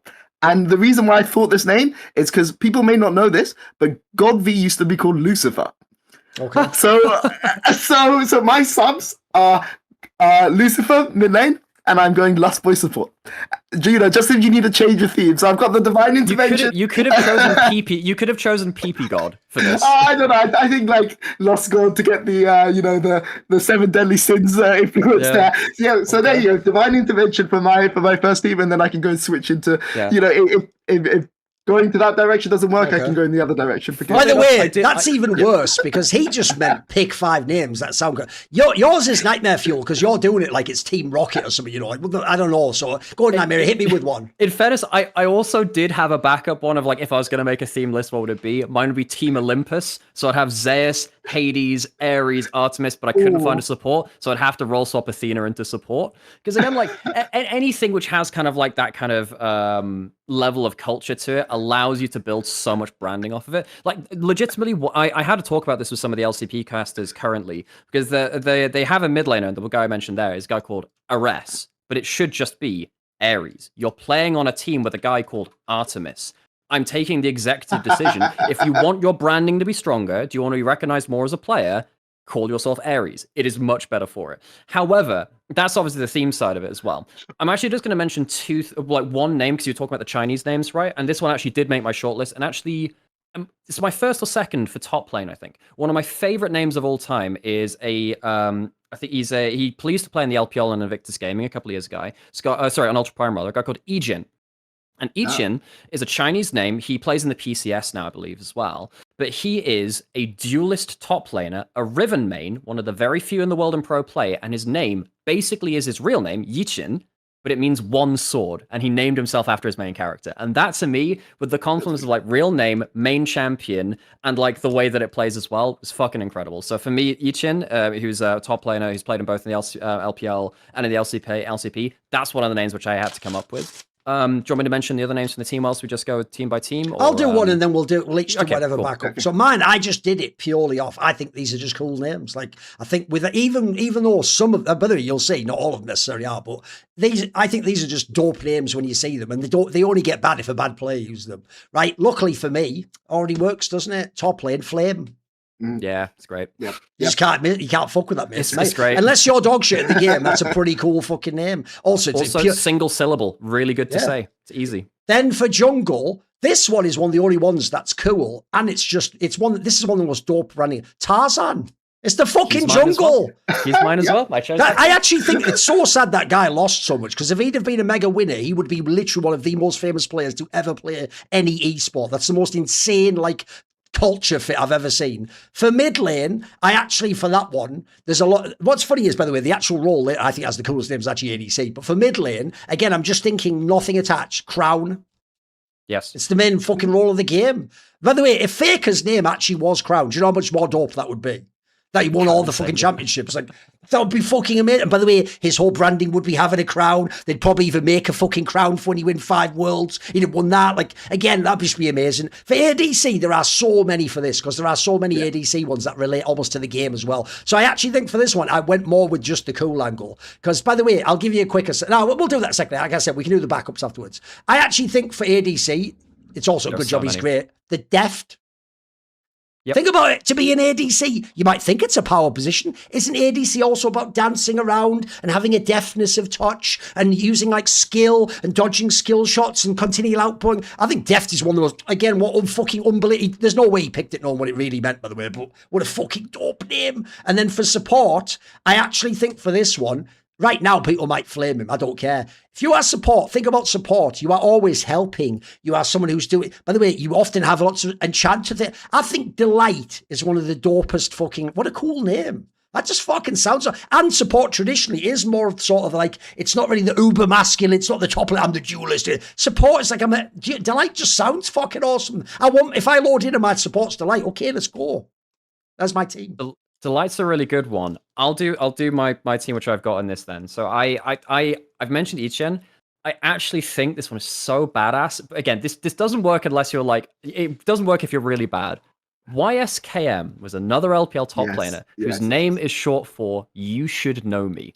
That is fucking baller. The fact that it actually, for an acronym, it actually, even though it's 4 syllables, it actually rolls off the tongue pretty well, YSKM. But the fact that it's just like, well, ironically, most people didn't, unfortunately. Which is the problem. Right? Yeah, exactly. But the thing is that the name is so fucking good. And the fact that, again, like, don't take into account level of play, but the champions he played, Irelia, Fiora, Jax, Riven, all of these champions in terms of the uber duelist, and he would play them anytime as well. Wouldn't matter win or lose. Having that name and that champion archetype as well is just so fucking baller to say, I don't care, I'm just going to duel you. This is my ego. This is my ego name. That worked really well for me. So I had to choose him for top lane. The guy was so cool. Jungle, I had to choose Tarzan as well. Because you've already mentioned that, though. I'll just throw another one in there, though. Ambition, great name. Ambition is just wonderful. Like, it's a very cool name, great imagery as well. Happened that to be successful, but I think even outside of that, the fact that he was like an engaged jeweler and had that kind of ambition to go forwards works quite well for me thematically as well. Mid lane, Crown was in there. I actually think Nemesis is a really good name. It's just got a real kind of like edge to it, but not overly edgy. So it's I really like Nemesis as a name. AD carry, mentioned Deft. Uzi, you're an AD carry. You're firing stuff. Uzi's it's really hard to... And Uzi I. And Uzi I, exactly. They're 2 completely different names. Yeah, but that. And then support, I actually had a very similar thought process, and I chose Life. I think Life is really good for that too. Okay. Very similar kind of imagery. You know, Life kind of being the support, the person that keeps you alive, that kind of backup thing. I think that was really cool. Sadly, also a bummer that he sort of sucked and supports die first. But, you know, that's just one of those ones where it's unfortunate. If Kerry had that name, we'd love it, wouldn't we? Exactly. I actually couldn't think of many great support names, you know. But that By the way, one which stuck out. I'll give you a free one for your bank. Put it in the bank. How about we get to rename some great players? We'll do that in a future week. Yes. I like that. Because, by the way, you'll see where I'm going. Let me do a few names, because I'll tell you what makes me think of that one. Do you want to know who actually has, technically, one of the coolest names? And it is insane, because I actually don't think he really thought about this, but it's like we did the competition already in the future weeks where we named the player. It is actually Double Lift. Because a lot of people don't know this. This is a point I once made on a broadcast like 12 years ago in CS to show people that actually esports, you can make narrative stories where you don't have to talk about the game, but you only have to tangentially touch on it and you would get a fan in. So here's how I would sell Doublelift to people. So there was a boy, and actually when he was young, he was obsessed with sleight of hand magic. And there is a trick called the double lift, where what you do is, it's where, you know, you put the ace in the middle of the pack, and then when you do this, like, it just is at the top card at the top. So think about that. It is a trick entirely based around mechanics and making people not able to see. How did you do that? He then becomes the role in the game. He started as support, remember? He becomes the ADC role, which he couldn't even know this at the time. There wasn't an ADC role like that. It then became a bot lane role where the whole role is about mechanics. It's about how good are you mechanically at doing things, which, by the way, the average fan will never be able to fully appreciate what you are doing. So, like, that one is fucking in. That is like some Destiny shit, bro. Like, he had to be one of the best. It's not great context. Isn't that crazy? Because I always say this, I don't think he even gets this. If when he was a kid, he was obsessed with mastering this mechanical trick, bro, your actual professional career was doing that. That's insane. So again, that's like a freebie because that makes me think of the other topic. I'll give you the other ones I had as my alternate team, just other cool names I could have gone with. For top lane, I've done Doublelift. So for top lane, Khan. Bro, it's even spelt like Genghis Khan, from Star Trek. It's just a dope-ass name, innit? Like, it sounds like you're a fucking emperor of the top lane who shits on everyone. And I don't care that you're all going to go choked. Mate, take him out of game 5s. He used to destroy motherfuckers. This guy was a baller. So that helped too. Then I had, for jungle, I actually think jungle has less good ones, unfortunately. I thought for that one, actually just like Spirit. I just think it's kind of a cool name, isn't it? Cool. Yeah. You could also imply thematically, isn't the jungler sort of the spirit of the team and affects the colour of it, etc. Mid lane has quite a few ones. So I actually think, even though I hated on Faker, I actually think Showmaker is a dope fucking name. What? Who doesn't like that? And by the way, this is completely separate. It's not why I picked it, but he also did fit the fucking... By the way, he doesn't need to be in the rename the thing. He was the Showmaker. His whole game was like crazy-ass plays, mechanical shit. The LeBlanc player.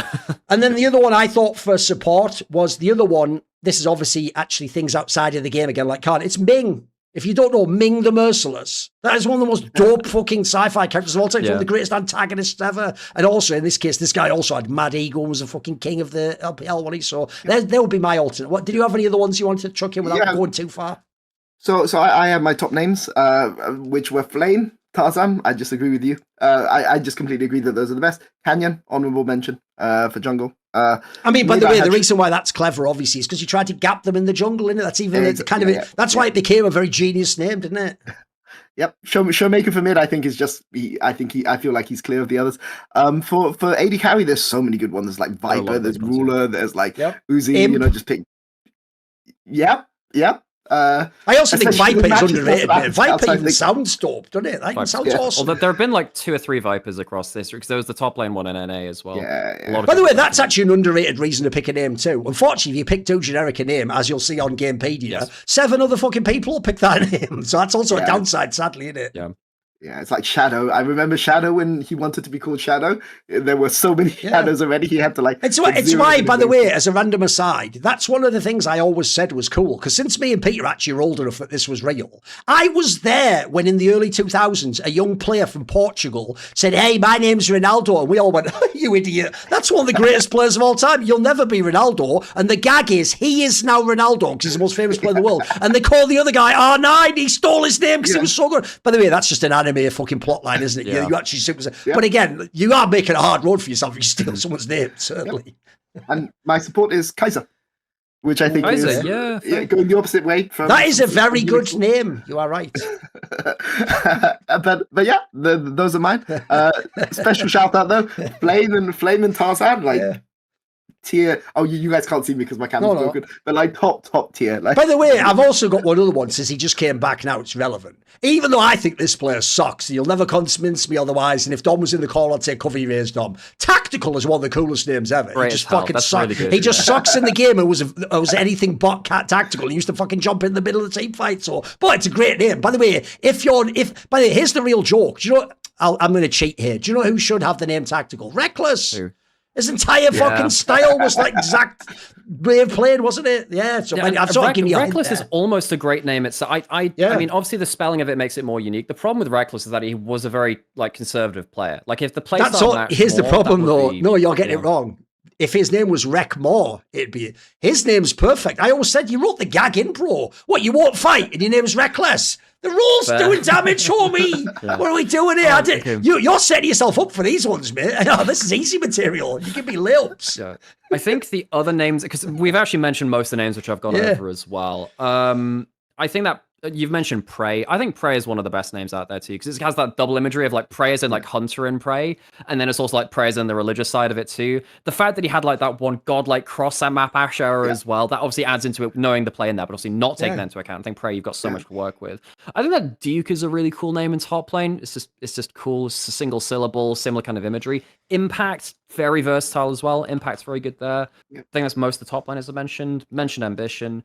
Then in mid lane, there's a mid laner called Saber out in LPL, and just name yourself after weapon when you're an assassin player tends to work quite well too. Those are the big ones I've mentioned. I think those are. I have one more for you. There's one more, right, that I actually think is an example of a really cool name, but sadly it's because the player didn't live up to it, right? What's a joke is, if I say to you great ADCs, you're going to say Forgiven. No, Unforgiven is a way cooler name. It's also the name of one of the best Metallica tracks of all time, if people don't know as well. Well, which one? There's 3 of them, Thorin. The first one, of course, mate. The Black Album one, of course. But no, actually, people don't know. Unforgiven's cooler than Forgiven. I always thought as well, Forgiven's just a stupid name for some guy who never forgave anyone for fucking anything and held every bit of thing to the end of time. I can't relate to that at all. Yeah, I think that was really... I mean, that one just pushes the edge on, like, how edgy can it be. It's like, it's getting there. I think any more than that, if you threw it, the thing which might kill it for me is that it's in all caps, and I think it has a 1 instead of like the I as well. Yeah. That to me, like if it was written like normally, I think it would be slightly better. I think it's still cool. And I think particularly that one works better because it's in the lineage of, you're an AD carry called Unforgiven in the lineage of great European AD carries in which there was a Forgiven as well. That one works better in context, but just do it in lowercase or whatever, man. All caps with a number in it. That's very COD lobby. Yeah.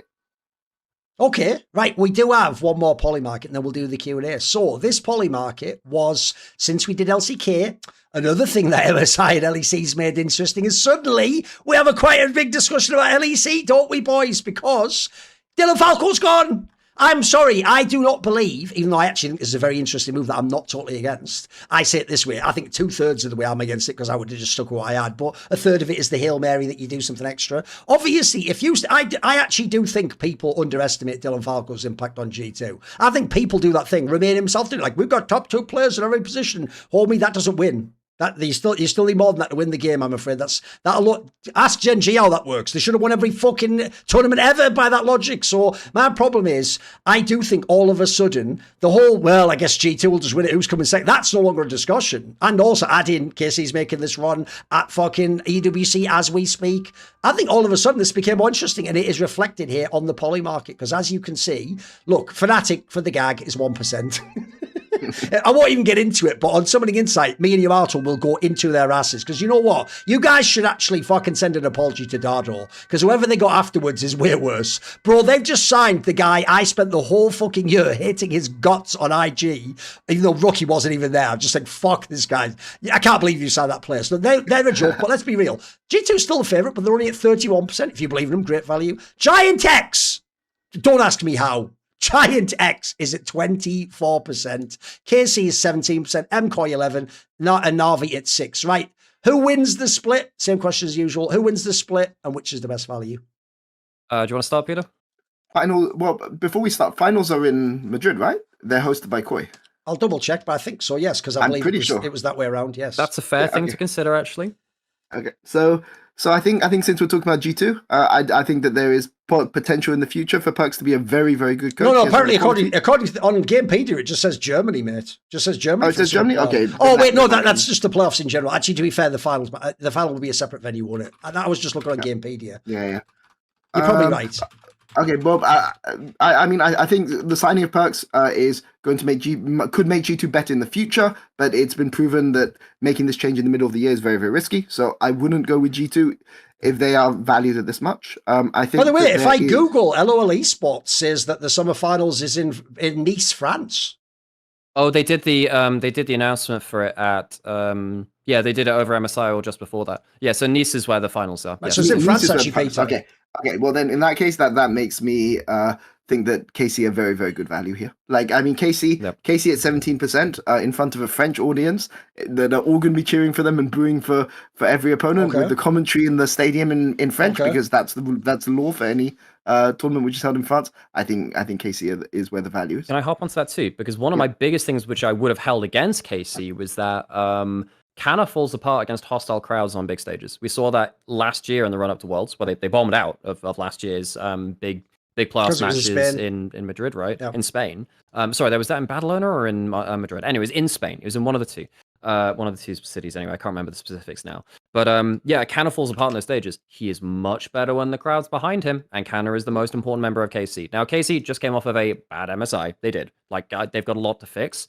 But given that G2 is going through a whole philosophy change, like the change in the coach is absolutely huge. I also, even though I could, again, see them being favorites, much as like we're talking about in the LCK one, whatever, at those numbers, I would also go KC off of the information that we have. My problem is, I actually think because this drama's happened, I think it just makes G2 even better value, and I'll still pick G2. Here's the thing, I will say, I can't know this will work out, but I actually I immediately saw the vision of what they were trying to do with Perks. What they were trying to do was simultaneously bring captain energy to the team. It's one thing they've never had in this era, actually. They tried to bring this captain vibe, and then also, I genuinely do think, from just knowing many, many players and coaches, that Perks was the architect of all that insane macro where on the fly they could change shit in the super team in 2019. And I think the notion is he is going to be the guy in scrims, is what I've just heard in all the teams he was in, that will implement that and will make it be potentially a factor. And I do think that is actually, as much as the drafting of Dylan Falco was cool, I think actually in-game stuff like that, if you can get through to the players and you can sort of unlock a paradigm shift, I think that's really the thing that made G2 insane in 2019. It wasn't that they were just better than the T1 and people like that. I think they actually had, like, essentially those people played to the meta and G2 was able to briefly transcend it. So I would just say to get G2, if you really believe they're the best at 31%, it's insane value. You'll never get this ever again, probably. So I'll just be cynical. Oh, that's a fair point, actually. Yeah, because I think in another world, it'd be like over 50, right? I don't actually know how that would normally I feel like they would, yeah. Especially after how cynically they've won all the other splits. I feel like everyone believes until they lose, they can't lose, right? And I suppose the thing with G2 is that until they bomb out of playoffs, you just never count them out. Now, again, like, this is a huge, I cannot stress how big of a change this is, because Perks is a very different kind of philosophy as someone still in. It could also blow up. He could maybe fuck the whole squad up. Absolutely, so, Which is why there is good reason why these numbers are not, as, in favor of G2 as they would be, because they were clearly the best European team before that. I know they had 5-game series and stuff versus MKOI and KC, but realistically, they were still the best European team. Absolutely. So the question is basically, will they just lock in again for playoffs? You can never count that out. And I'll just put this out there. I don't do this. I think player interview answers are potentially interesting, but it's more you have to speculate, you have to ask. But if you're one of those people who just believes, well, he should know, he's the best. Do you think Caps is the GOAT VU? As far as I can tell, Caps signed off on this move, mate. So if you think Dylan Falco is better than Perks, Caps disagrees with you. It's my speculation. Only speculation on that one. I mean, I think though that this may work against them, because I think Perks is very, very confident, and I think one of the advantages Team Heretics 2024 coach. Do you think indeed that Perks might blow up and not work out as sort of a leadership figure within the team? Well, go on. Well, no, but again, I think Perks can be a fantastic coach. I think the best time to do this was in the off season, and not right now. But what I'm going to say is, I think one of the biggest advantages G2 have had over KC is that they haven't been screwing them for the entire year. And trust me, there is no world where Perks is going to accept that G2 do not scrim KC. Just in terms, because he wants to prove it and see how. Okay. Exactly. He wants to prove it. He wants to go and smash them. Right. And I think, ironically, one of the disadvantages KC have had is whenever they played against G2, they've looked unprepared for it. And if they're scrimming G2 for the entire split, I think they lose that advantage, right? So we'll see that. But I do agree with you. G2 at 32 is like very, very, very good value. Yes. Okay, we will now go to the section that in the future, if you're an LFM Premium member, you'll hear. But for this one, we're just going to give you a little taste for free. So we're going to do the Q&A. For this one, in the future, it'll be done via Discord, and you have to be an LFM Premium member. This one, we just did a tweet. I had Nymaera do it, because I have so many shows. It'd be insane if I just did like a tweet every day. And this show, and so I thought, I'll have the co-hosts do it generally. So we took a whole bunch of questions, and we're just going to answer them. It's just a Q&A section. It can be as short as long as we want. We'll do it for probably like 15, 20 minutes, and we'll try and roughly have that be the amount, just so you get the value of if you subscribe. And obviously, they'll be on all the different shows.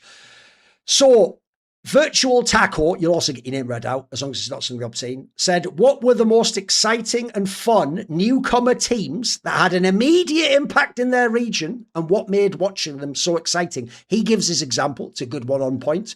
Watching Unicorns of Love crash into the EULCS, remember the Chaos style, with their unique picks and ability to upset the top teams constantly was an amazing time. So, and in this vein, who are we taking?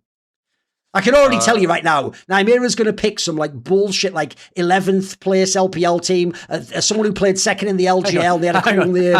Peter's going to pick someone from fucking Brazil. He's going to pick some ERL team. But I'm already free. I'm good. I'm good, boys. You guys, listen. We all have our brands. Let's play to our brands.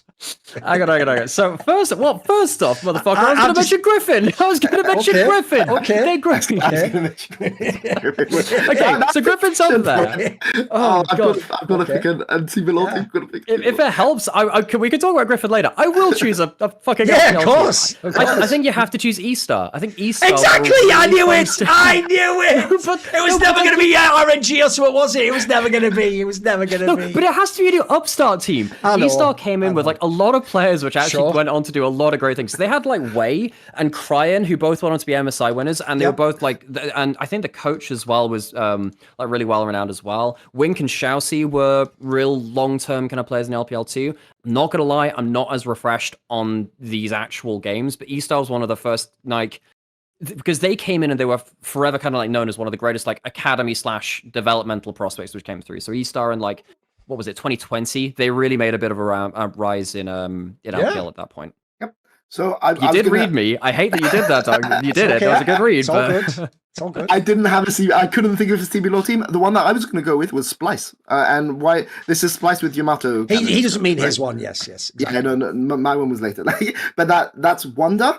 It's Cold or trashy, but Cold. Who had a good career. Wonder, obviously legendary top laner. Cold, really good. Senkooks, ironically, Senkooks was considered the best player on that team. Good, for people who went back in time, his career wasn't as good as the others, but he was considered the best on that team. Yep. Kobe, obviously, I don't need to say anything more about Kobe. You know my thoughts on Kobe. And the support that they got promoted with wasn't Mickey, but I'm going to count the Splice that basically after one split, he was brought in. Mickey, right? So on that team, Norscaron first, Tori? No, it wasn't. Norscaron was a rookie the next year. I can't remember who it was. But it was somebody who wasn't, who didn't have a particularly insane career. But 2/5 of that legendary G2 team, Kobe, Cold, who had a really good career as a coach and as a player, and Senkooks. Unfortunate, but it is what it is. In spring, it was someone called Nisbeth, but then in summer, they got Mickey X. Nisbeth. Oh, yeah. Also, he didn't mention it, but actually, the most underrated thing is this was obviously the year when G2 began their like dynasty, and both times they played them one in like a round of 6. That was like a 5-game season, and then they played them in a final as well. So it was kind of cool in that sense as well. Yeah. And they went to Worlds. They were in the group of death. It was kind of a cool run, and it brought Yamato Cannon to the scene. It's kind of underrated one. Absolutely a good team fighting team. This question was talking about how it changed the play style and stuff of the region too, which is something to consider as well. I think LMQ probably qualifies as that too, then, for like NALCS 2014, because they were like hyper aggressive Chinese team playing in NA, and they made it to Worlds through that, and they forced a lot of people to be a lot more reactive on the map. From what this is like vague memories now, but LMQ probably have to be up there, even though technically it's not like a fresh upstart team. Do you reckon that counts, lads? Yeah, I mean, let's be real. As an overall team, it was fresh, especially because it came to a new region, and those were players from different teams. And they changed rules because of LMQ's success. There was going to be Samsung Red, I think it was, with Huni in the top lane. In mid lane. Yeah. And I've told this story before. In mid lane, Little Susie, Monty's now wife, one of the plans she was making, by the way, this happened in the challenger scene, you might remember. She was just going to get the legendary players like Madlife and tell them, bro, just retire to NA when you're not the best anymore. We'll make a whole team. You'll be in the LCS and you'll dominate the LCS and you'll go to Worlds still. But that's because of the LMQ one. Riot quickly made the import rules and then you couldn't do it. Yeah. I agree with the commenters, Unicorns of Love as well. Like, I think, good call. Yeah.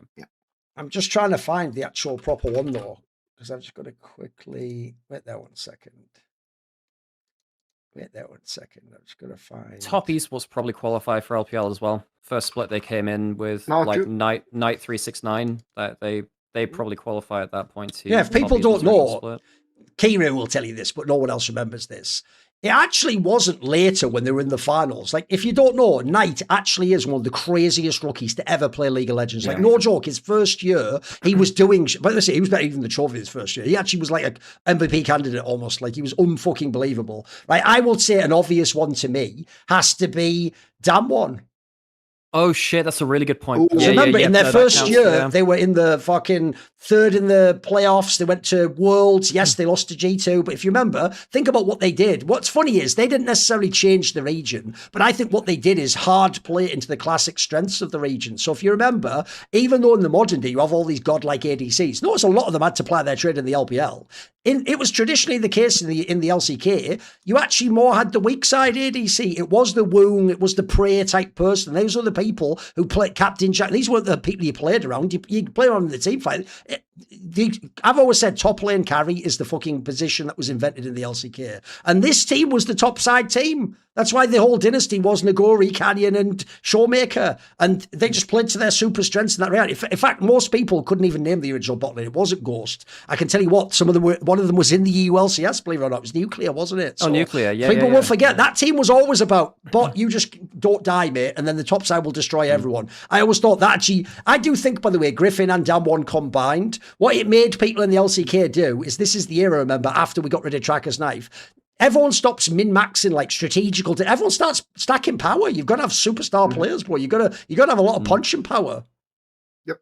Funnily enough, opposite that was a few years earlier, because I think actually somehow skipped over in my mind. Rox Tigers made a huge splash when they first came in LCK. LCK 2015 spring, Rox Tigers came in and because remember, after that point, 2014, 2013, it was all mid lane power. It was all individual star playmaking. Korea were just better than you. They had the best assassins. They had the best laners, because you had like Dade, Faker, Rookie, all of these like godlike players. Rox Tigers came in and played a lot more team-centric, teleport-style, like rotation-style League of Legends with like Kuro as a mid laner, who was just not good for that year. He was just not a good mid laner comparative to the others of that, and yet they still competed. Like they were so good, and of course they also had, like you were mentioning, Prey being one of the weak side AD carries. He absolutely like was, in the sense that Smeb got a lot of resources, but like just the way that they kind of formed everyone into this kind of very kind of cohesive unit was so different from a lot of the teams at the time. So Rox Tigers probably qualify for this as well. It's why I always say the number one thing you say if you're a Smeb fan like me and someone goes, you're overrated, you go, look at the fucking teammates he had, homie. You tell me anyone else and they've got an all-star team. You can't even remember all of his teammates. I'll tell you one that's mad that we've all missed. It's nuts.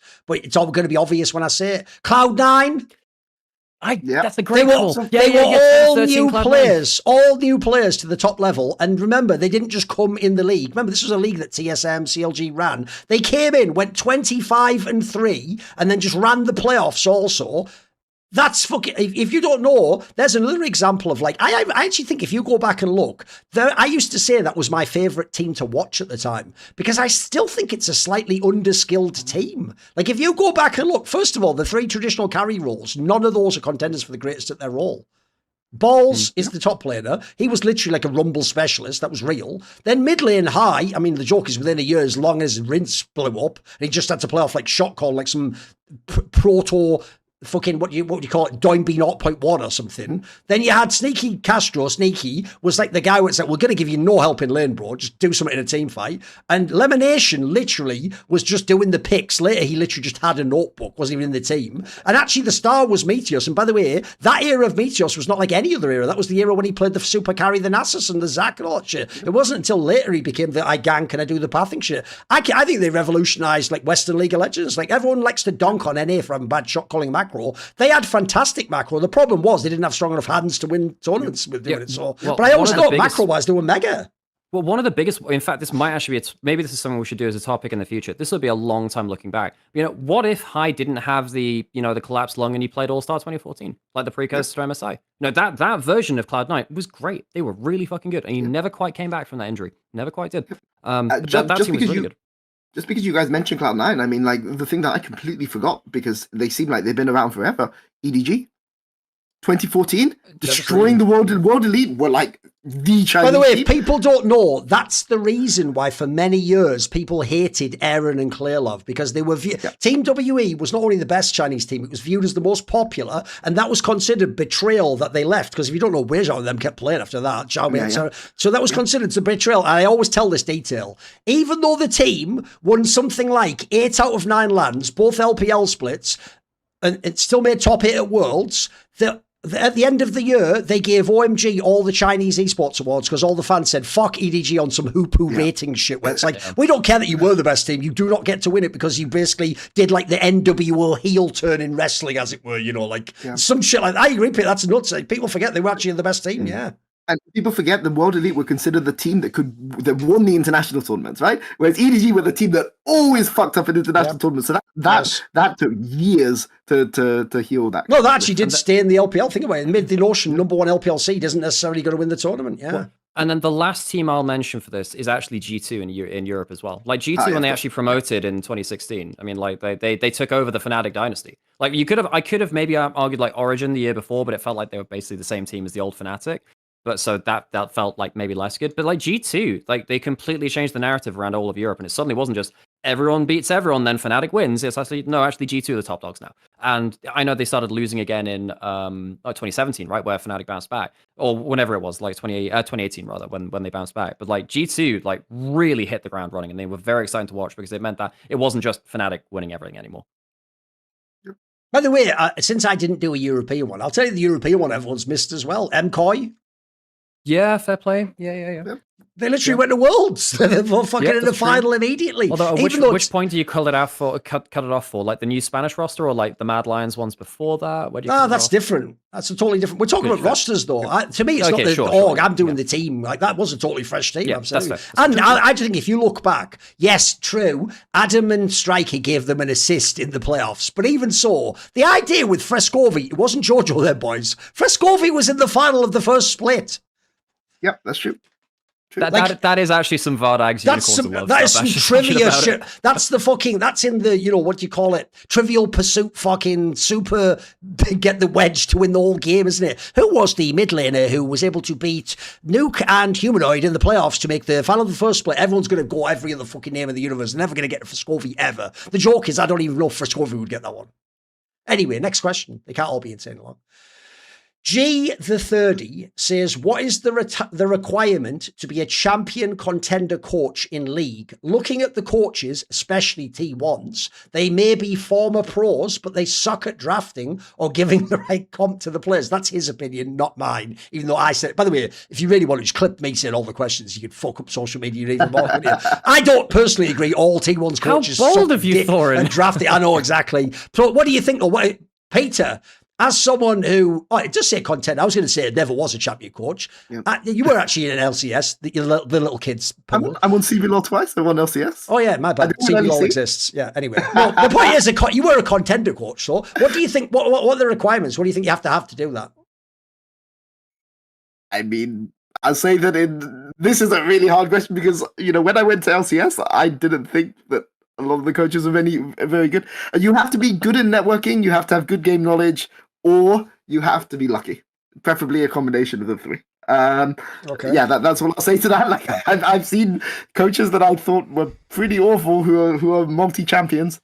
So the requirement, I think, to be a world champion coach, you have to have somebody who vouch for you. You have to have it, and normally that's players. You have to have experience, and you have to have a base knowledge of league. Like people you don't have to be 10 out of 10 at every single role in league, but you have to be at least an 8 out of 10. If people don't know, discussion properly. Even though now it'll be a forgotten name, once upon a time, Daylor was considered an iconic name. He wasn't some league expert. He was actually a guy from poker, I believe. And it's just things like poker. He understood like mathematics, how to be disciplinarian, etc. It actually wasn't a lot of modern day things. What do you think, Nymaera? What would you put in this mix?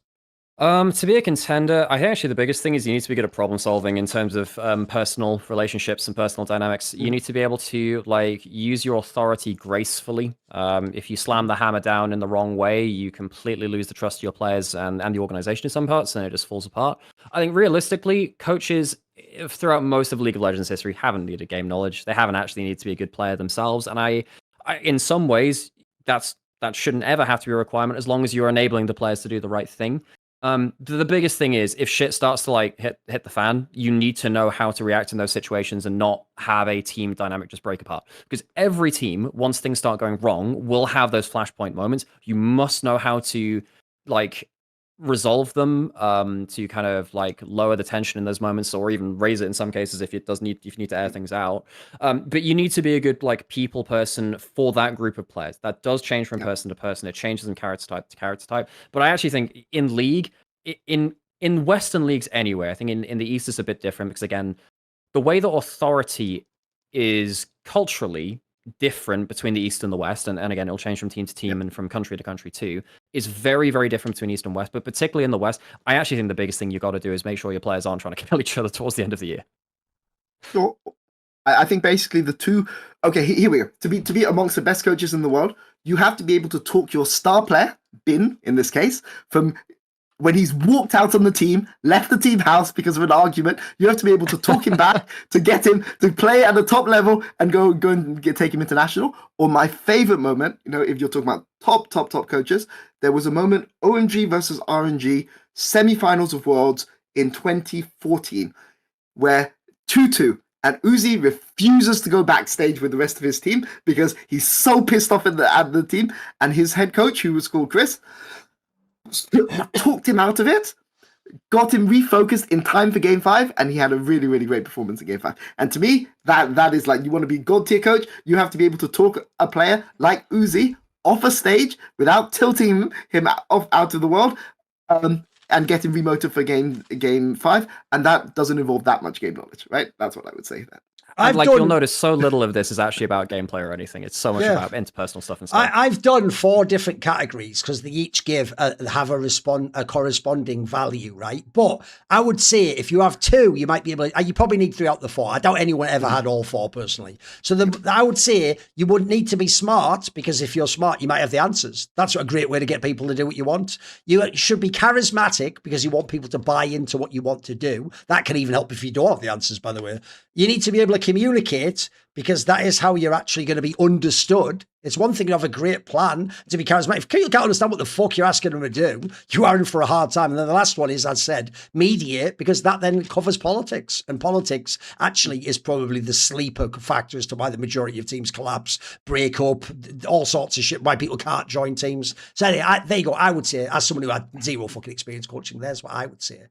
So I'll get, by the way, for this next question, I'm going to actually do the thing I love to do, where I'm just going to also tell the fans off. So Ali_NSC says, what was/is the top 3 caster duos in LOL? East and West separate and overall, right? The last part there, you don't do that, mate. You could say, please do that. You don't go, hey, Genie, I want unlimited wishes, and also, like, fuck off. Like, you ask one question, bro. Like, again, the whole show isn't you ask it. So if we feel like we may do that, but I think that's too many, because you're basically asking for like 6 caster duos. And if we give any reasoning, which, by the way, I hate those videos, like favorite player, you just say the name. That's nothing. If you say your favorite player is Messi, I have to know why, for fuck's sake. The name means nothing. What's your favorite food? Pizza. What does that mean? I need to know why. If you tell me I like traditional folk cuisine, I mean the Neapolitan, that's interesting. So I want us to give reasons for the duo. So we'll see how many we do. We might not actually do 6 here, because the idea we're all going to do 6 is fucking absurd. So let's just see where we go, boys. Let's start in the East, shall we? What would be top 3 caster duos? What would be who wants to put a name in the ring? This is the easiest one, because for me, I think both subjectively for me and objectively, I think the best cast duo in League all time is Monty Doe. I think that they took on from Tasteless Artosis. It is very important to notice that obviously the LCK style of being fun, happy-go-lucky, a little bit fast and loose with your structure in the cast, but filling it with very kind of ad hoc, almost like ad-lib, kind of almost stand-up kind of content, all came from Monty Doe. And I would tune in every single cast, regardless of the teams, to what they were doing, because it was them. That is the absolute gold standard for how you cast. So I think Monty Doe, for me, not only just in terms of the East, I think they are the best casting duo of all time. They're what inspired me to be a caster. Do you have one, Peter?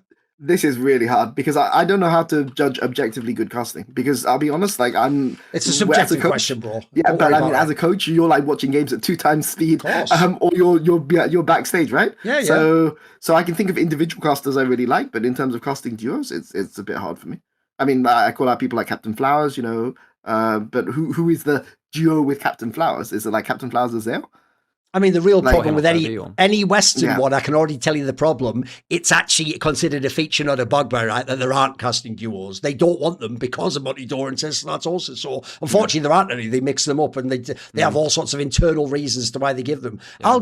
I actually think after Monty and Dor, though, LCK especially gets way harder. So, and LPL just didn't have a main broadcast for many years. So I will give you an underrated one. This is incredibly subjective. Most people wouldn't have picked this one. I actually always thought Atlas, who I think is the best commentator ever, because he also did the modern day and a long time. I think he was the first person I ever saw pair with LS who in a cast could actually get LS on side, because it's only like 5 years later, I can tell you, LS learned how to be succinct and talk on camera. Before that, he was trying to do like podcasts while in a game, which is nightmare for you. Atlas is the only one, because he's so crazy amiable, he could like win LS over and somehow like restrain all the outbursts to be.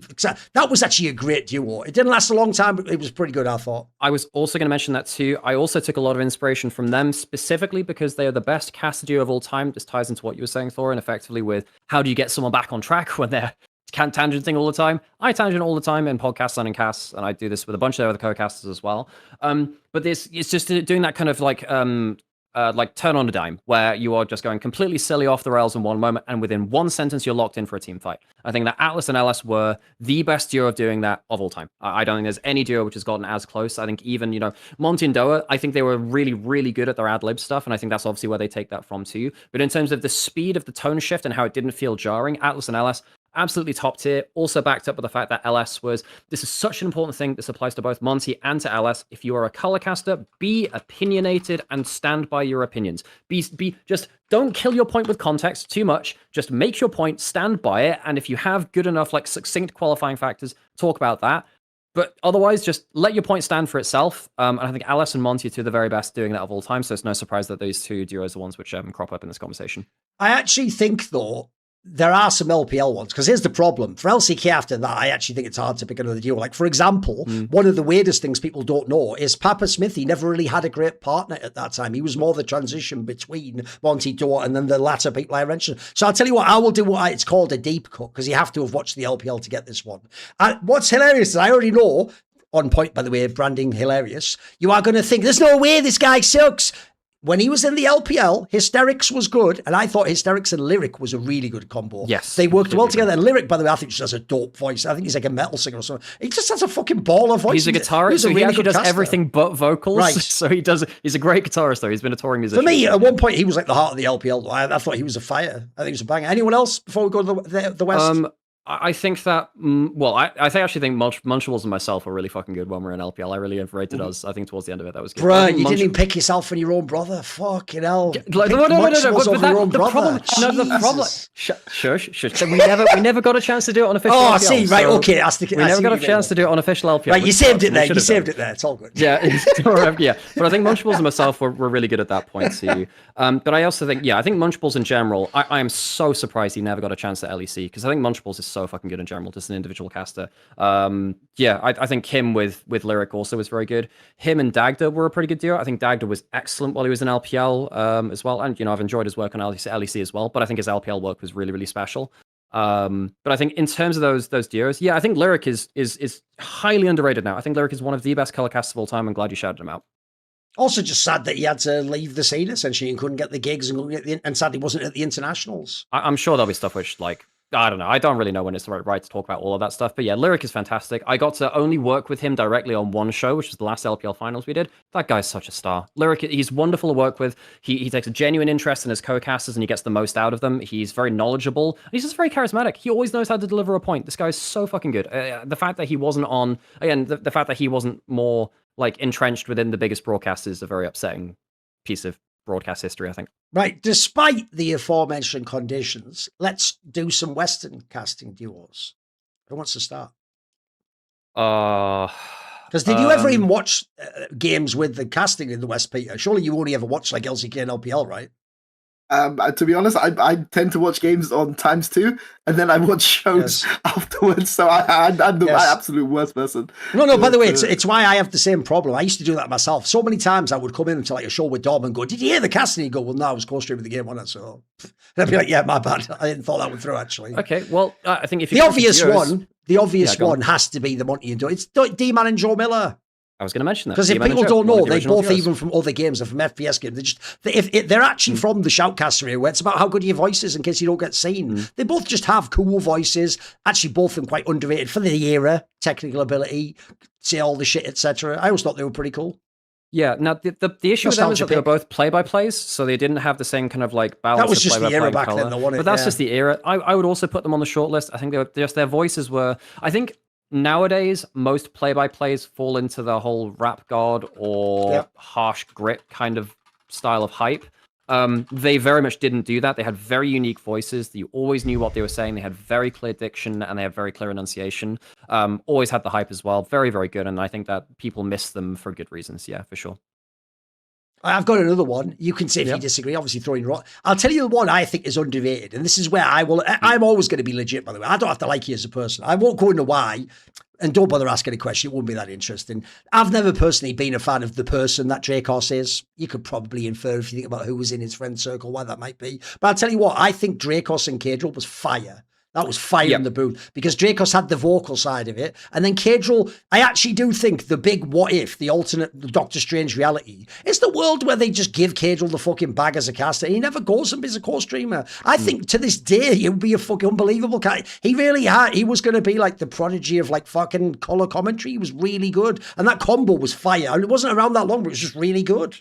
Yes, I think you could really tell that they were very good friends and that they just played with that chemistry very well. And they invited you to be friends with them for that period of that cast. So I think that's it was just really nice to just spend time with them on cast. Also helped that, that Cadril had like the best knowledge of a color caster at that time. Also, shout out Dracos for at times carrying him when Cadril was learning the role. That was like Cadril's brand new to the job. Yep. And I can tell you, when you're the other guy, you have to carry him, but you have to know when to help him out or when to nudge him a bit, Yeah, and obviously that's what people people credit that with, because initially Cadril was meant to be Quickshot's duo, and then he just found better chemistry with Dracos, and then that kind of shifted over that way. But like Quickshot was kind of like the guy showing him the ropes, and then Dracos kind of like basically tagged off from that and took a lot of that with him, and they were fantastic. Yeah, I think they're one of the best of it too. I think a lot of people mentioned Medivedi. I think that obviously they have a very unique brand with what they've done because they've been able to. Because if anything, they've been better in terms of like a content thing. I think because they've been very good at kind of off the cast. This was me and Richard's Wrath who came up with this, so it's mean, but there's a grain of truth. They are Dick and Dom in the bungalow. It was Kids TV. That was the whole gag. That was what they were doing. There's value in that. There's value in having that brand certainly. Of like. And I think that what their bonus was, they could use that very well on and off of cast, and it became very easy to latch on to that too. Like, I think that for me, I probably preferred like Dracos Cadril in terms of that chemistry, but I really see the value in the Medivedi thing. And I think like that's the one duo, I think even to now in Europe, people go, that's the duo Medivedi. And I think that's endured even when they've gone off to different casting partners or whatever for various scheduling reasons. I think that duo has endured very, very well, and they have a very high kind of standing level.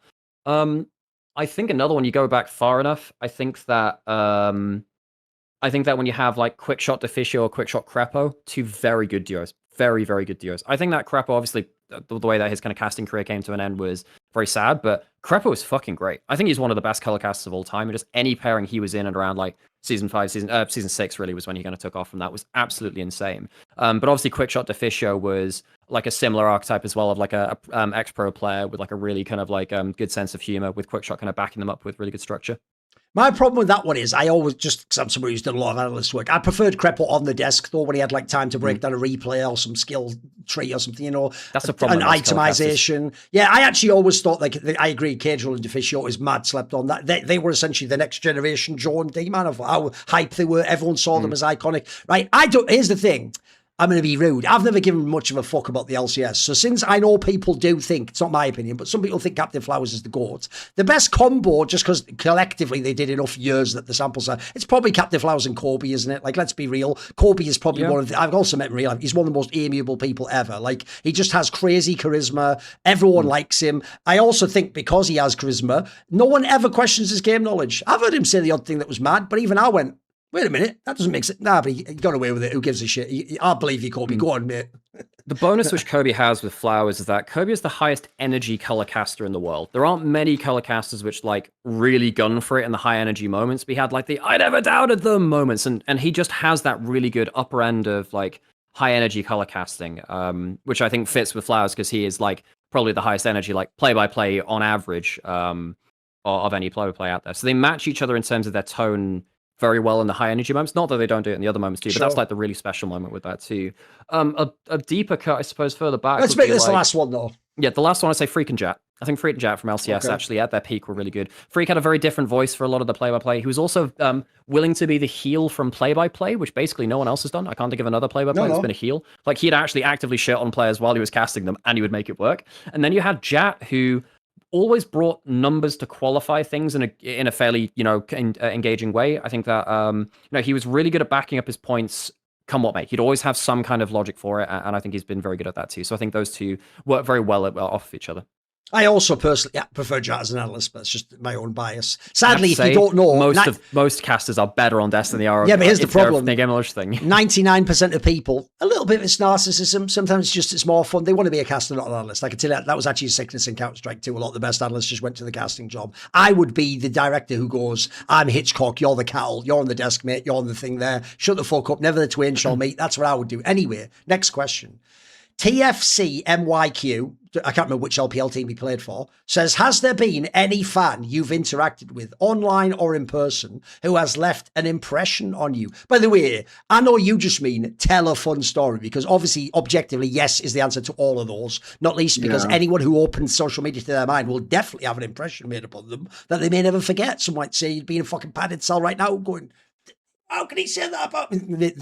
Even the greatest spiral, even Shock's spiral some days if you don't know. So, Peter, let's start with you. Have you ever had a fan online or in person? I would imagine they probably want a nice story. Is there like a cool story? They want a nice story? A fan? Yeah. There's the... Did you have a dark one? If you had a dark one, you can hit me with that too. I mean, where were you going? Like, the ones that threatened to kill me or to I think we've all had them. The problem with that, Peter, is, listen, that does make an impact. But again, isn't that just a day ending with a Y when you give an opinion on the internet, you know? I mean, like the one that went. That was this podcast like 3 weeks ago. but sure, but it's the one. Yeah. So as you say, it's the ones. I'm glad you can't see me on camera. You put it this way: it's not saying I'll kill you. I mean, as a random aside, I actually did a video on this. It's why I'm so bored of people telling me shit about my career that's wrong. Like, women. I did a whole video where I explained that objectively sexism exists in esports, and I listed about 10 fucking real world examples, taking the names of. I won't say who, but there was a famous woman who was an analyst in esports who, when I asked her for the investigation I did into this topic, like I asked people, give me anonymous stories, she showed me a log someone had sent her, like a mental DM, where they didn't just go, I would grape you, bitch. They went like, I catch you outside, I take you in the taxi. It was like, it was literally the sort of thing where I'm not joking, you should have like a restraining order against you for even sending that to someone. Like, so unfortunately, we could all do those, unfortunately, but I feel like people want a cool story, end on a nice note. Let's go on a nice one, because I've got one. I have one yet. Go, you first, then I've got. Okay, right. So this was 2023 summer LPL finals on my way back. So I had to catch a layover. I was up in Xi'an. I had to catch a flight down to Beijing, then from Beijing back to home for me. And there was a 5-hour layover. Lo and behold, my first flight, which was coming into Xi'an, and then obviously I'd fly on that plane over towards Beijing, was delayed by 5 hours. So I'm in like proper panic mode. I'm like, oh shit, I'm gonna have to wait like 2 days, like extra in Beijing. I don't know what the hell I'm gonna have to do if I miss this flight. And at the airport, there is in Xi'an, which is a regional airport there, so it's much less multicultural. There is one person who speaks English for that airline, and they have a Project Fiora lock screen, and they speak English, and it turns out they're obviously a fan of League, not specifically of LPL English, but this is just a fan there, and they helped me through the process of like making sure that my bag was not in the hold, it was in the cabin, so I could literally grab it and run through the terminal, and it turns out I did get there in time, and I did manage to catch the flight, but it's the only time I've had to sprint for a plane, and I was helped out a lot by this one bloke out in Xi'an Airport who was the only English speaking person for that airline, which does happen to be a Fiora player, a fan of the Shy, and they were really cool. So that was a fun story about a fan. Yep. Go on, Peter.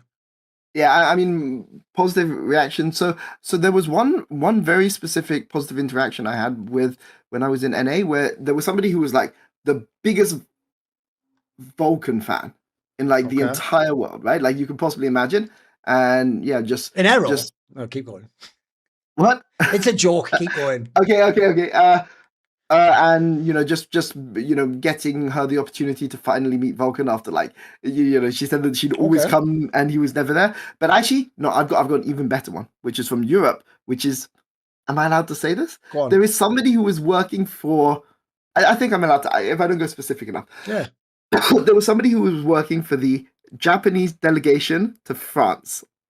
Not like the ambassador, but somebody working within that who was a massive League of Legends fan and a massive Ebi fan, who like came to Berlin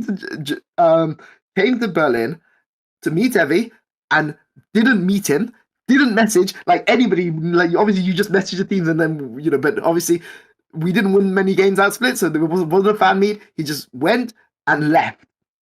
And then he came, we were able to get in touch and he was able to finally meet him like 5 weeks later, 6 weeks later. But he was only there for like a very, very short amount of time. But just to see somebody who was way too polite. He'd come all the way, he traveled across international boundaries just to see this guy, didn't get to meet him, didn't even say anything. It was only through chance, through Twitter, because, sometimes you get linked.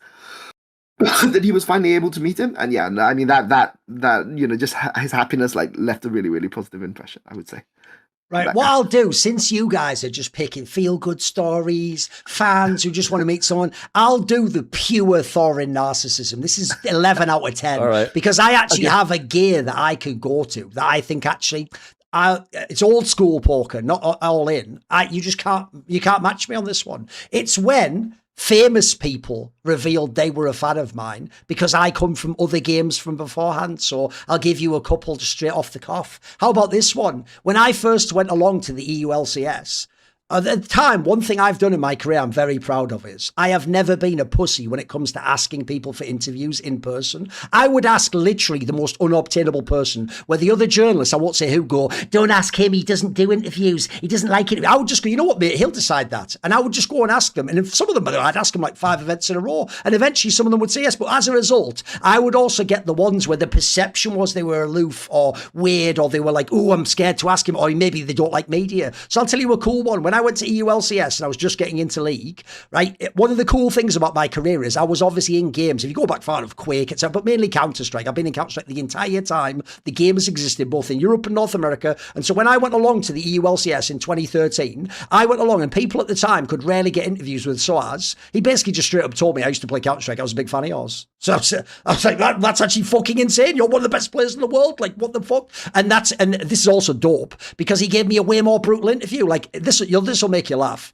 This interview was done in 2013. Soaz told me, I don't actually like League of Legends, the game. I just play for competitive reasons and money at this point in time. I think he played for about 5 more fucking years. Like, I remember thinking, you are just French though, to be fair as well. Like, that's just, you're just lazy, aren't you? What the fuck is that? Then another one would be, this is just actually outside of esports, it was also mad. One thing I've done, it's why I actually have a side channel if people don't know, where sometimes I can get interviews with like famous people within their niche. And one of the ways I did it, I used to just use it. What I used to tell people was I figured out a loophole where I could abuse Twitter, because on Twitter, I have an absurd amount of followers for someone outside of esports. Like, if you're outside of esports, a lot of musicians have like 20k followers, like famous people, by the way, who've won Grammys and stuff. There's actors that have like 100k or something like that. So I'll tell you, it is real. Status is real. If you DM someone, they click your account and see you have 200k followers, even if they don't know you, they go, okay, yeah, maybe I will. Or actually, sometimes this is where they're wrong. I would always say it's for my side channel. They might think, fuck, his channel's got 250k subs. Yeah, I'll do it. I'd be like, well, it's on the side channel, but not the one with the 250k subs. We're going to do some non-esports. So similarly, there's actually a person, this is really obscure, but I've talked about this in Nymaera before. I was always really into battle rap, where you actually go and you prepare it. And what happened was the best UK battle rapper ever, he's one of the best ever, is a guy called Soul. And it actually turned out when I DM'd him, I was just trying to do that. Like, I have loads of followers. I DM him like, hey, I've followed battle rap a long time. I'd love to interview. He basically told me like, yeah, I used to follow League of Legends. Yeah, I'd love to do it. Again, I'm saying it was nice. It's just cool though, isn't it? Like, the idea other people that you think are cool. By the way, the ultimate dream, you see it with musicians, actors, sports stars. The ultimate cool thing is you think they're dope and sort of more than you, and then they go, I think you're dope. And you go, well, let's just suck each other's dicks metaphorically. That story would have ended very differently. No, it's really cool to like have those kind of like moments of recognition, right? And it's very affirming in terms of like, because particularly when we do so much stuff online, particularly when you're not constantly in studio or anything like that. Yeah, exactly. It can be quite easy to just kind of forget that people out there actually see your work. Like maybe you fade in the background. You just one of the names exactly. Yeah, I mean, some of the things which mean the most to me, actually, when people recognize me from like my dinky old LGL work, like, I mean, the percentage of my audience which actually know me from Japanese League of Legends now is very, very small. But I was on my way back from one of the Worlds games where I was just hanging out at the venue for Worlds 24 sometime. It's on the Piccadilly line back out west. Sat down and a guy across there was like, "Hey, I know you. Like, I know you from Japanese League of Legends." I was like, "What the fuck?" Like, of all the things you could know me for, that's it. That was very sweet as well. So yeah, some guy around Hammersmith recognizes from that. Yeah, it's really affirming that because it makes you feel like you're not just sitting in a room. Right, here's what we're going to do. We're going to do one more question because we're not doing them all, and I don't want to even set the precedent. We do them all anyway. Sometimes it'll take longer, but I think this will just be a fun one to end on because we can do a few examples for this. Essentially, you interpret however you choose. Hort on Hakim says, "What is the greatest one-hit wonder game in esports?" So he means like a game that's like absurd. It was like a once in a blue moon. It should never exist. Something about it was just a one-off, but it's memorable. What would be greatest for you? I feel like I'm going to take Nymaera's. Oh, go on. I haven't found mine yet. DFM versus Cloud9. That's not a one-hit wonder. Fuck off. I think I can one-up you. Go ahead. Peter, it was at the Worlds that you keep forgetting.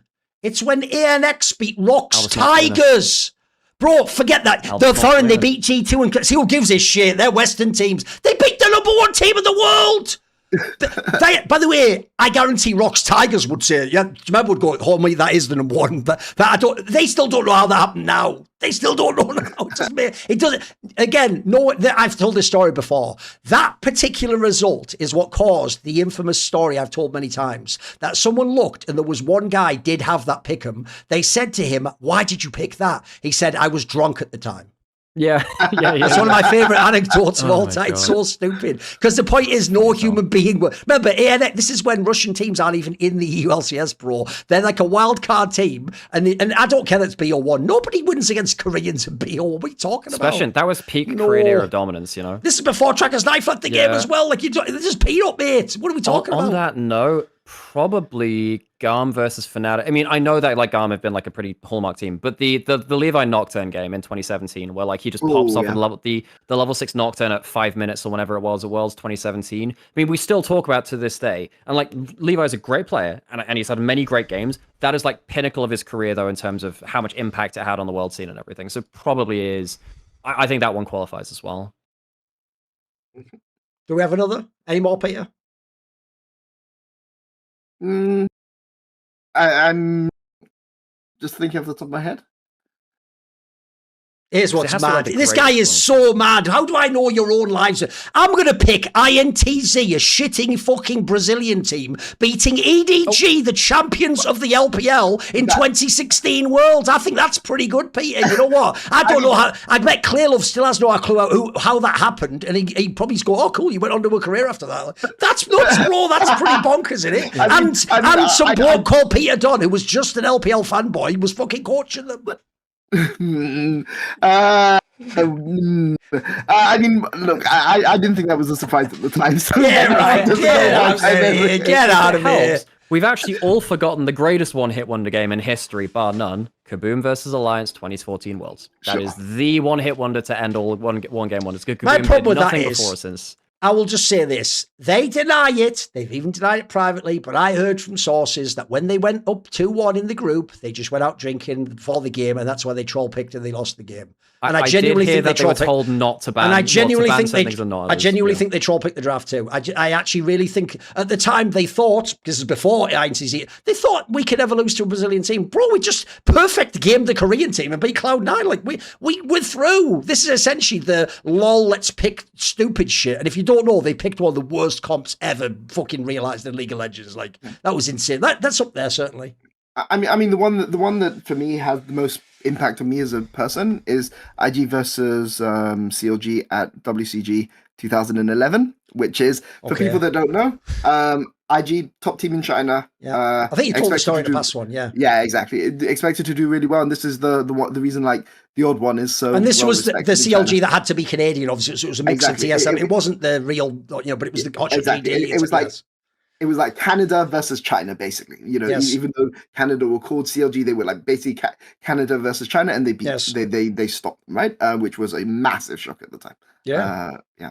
Okay, well, in the future, if you want to hear this Q&A, you'll have to be an LFM Premium member. $9 a month, works out at $7.50 a month if you do for the whole year. You'll also get other features. You can ask the topic on the show. There are other shows that have Q&A sections and topics and other features. And in fact, we'll tease it right now because this will never be available in the future. Nymaera even has an idea that another angle we might include is, in the topic section, be sure to specify this, we'll actually do one where if you think you have a brilliant take to a past topic we discussed, give us it and we'll essentially like be fucking American Idol and we'll critique whether it's good or not and say whether we or if I'm mean I'll just say it's shit and I'll be Simon Cowell good, not my cup of tea really, love, you know. You have 3 people from 3 different areas of the industry with years of experience, and we will check your work if you want to put an answer in, whether there is just trying to, you know, see where things go, but if you want to see what we think of your thought process, your work, and see actually what industry professionals think about it, this is your chance to do so. We'll check your work.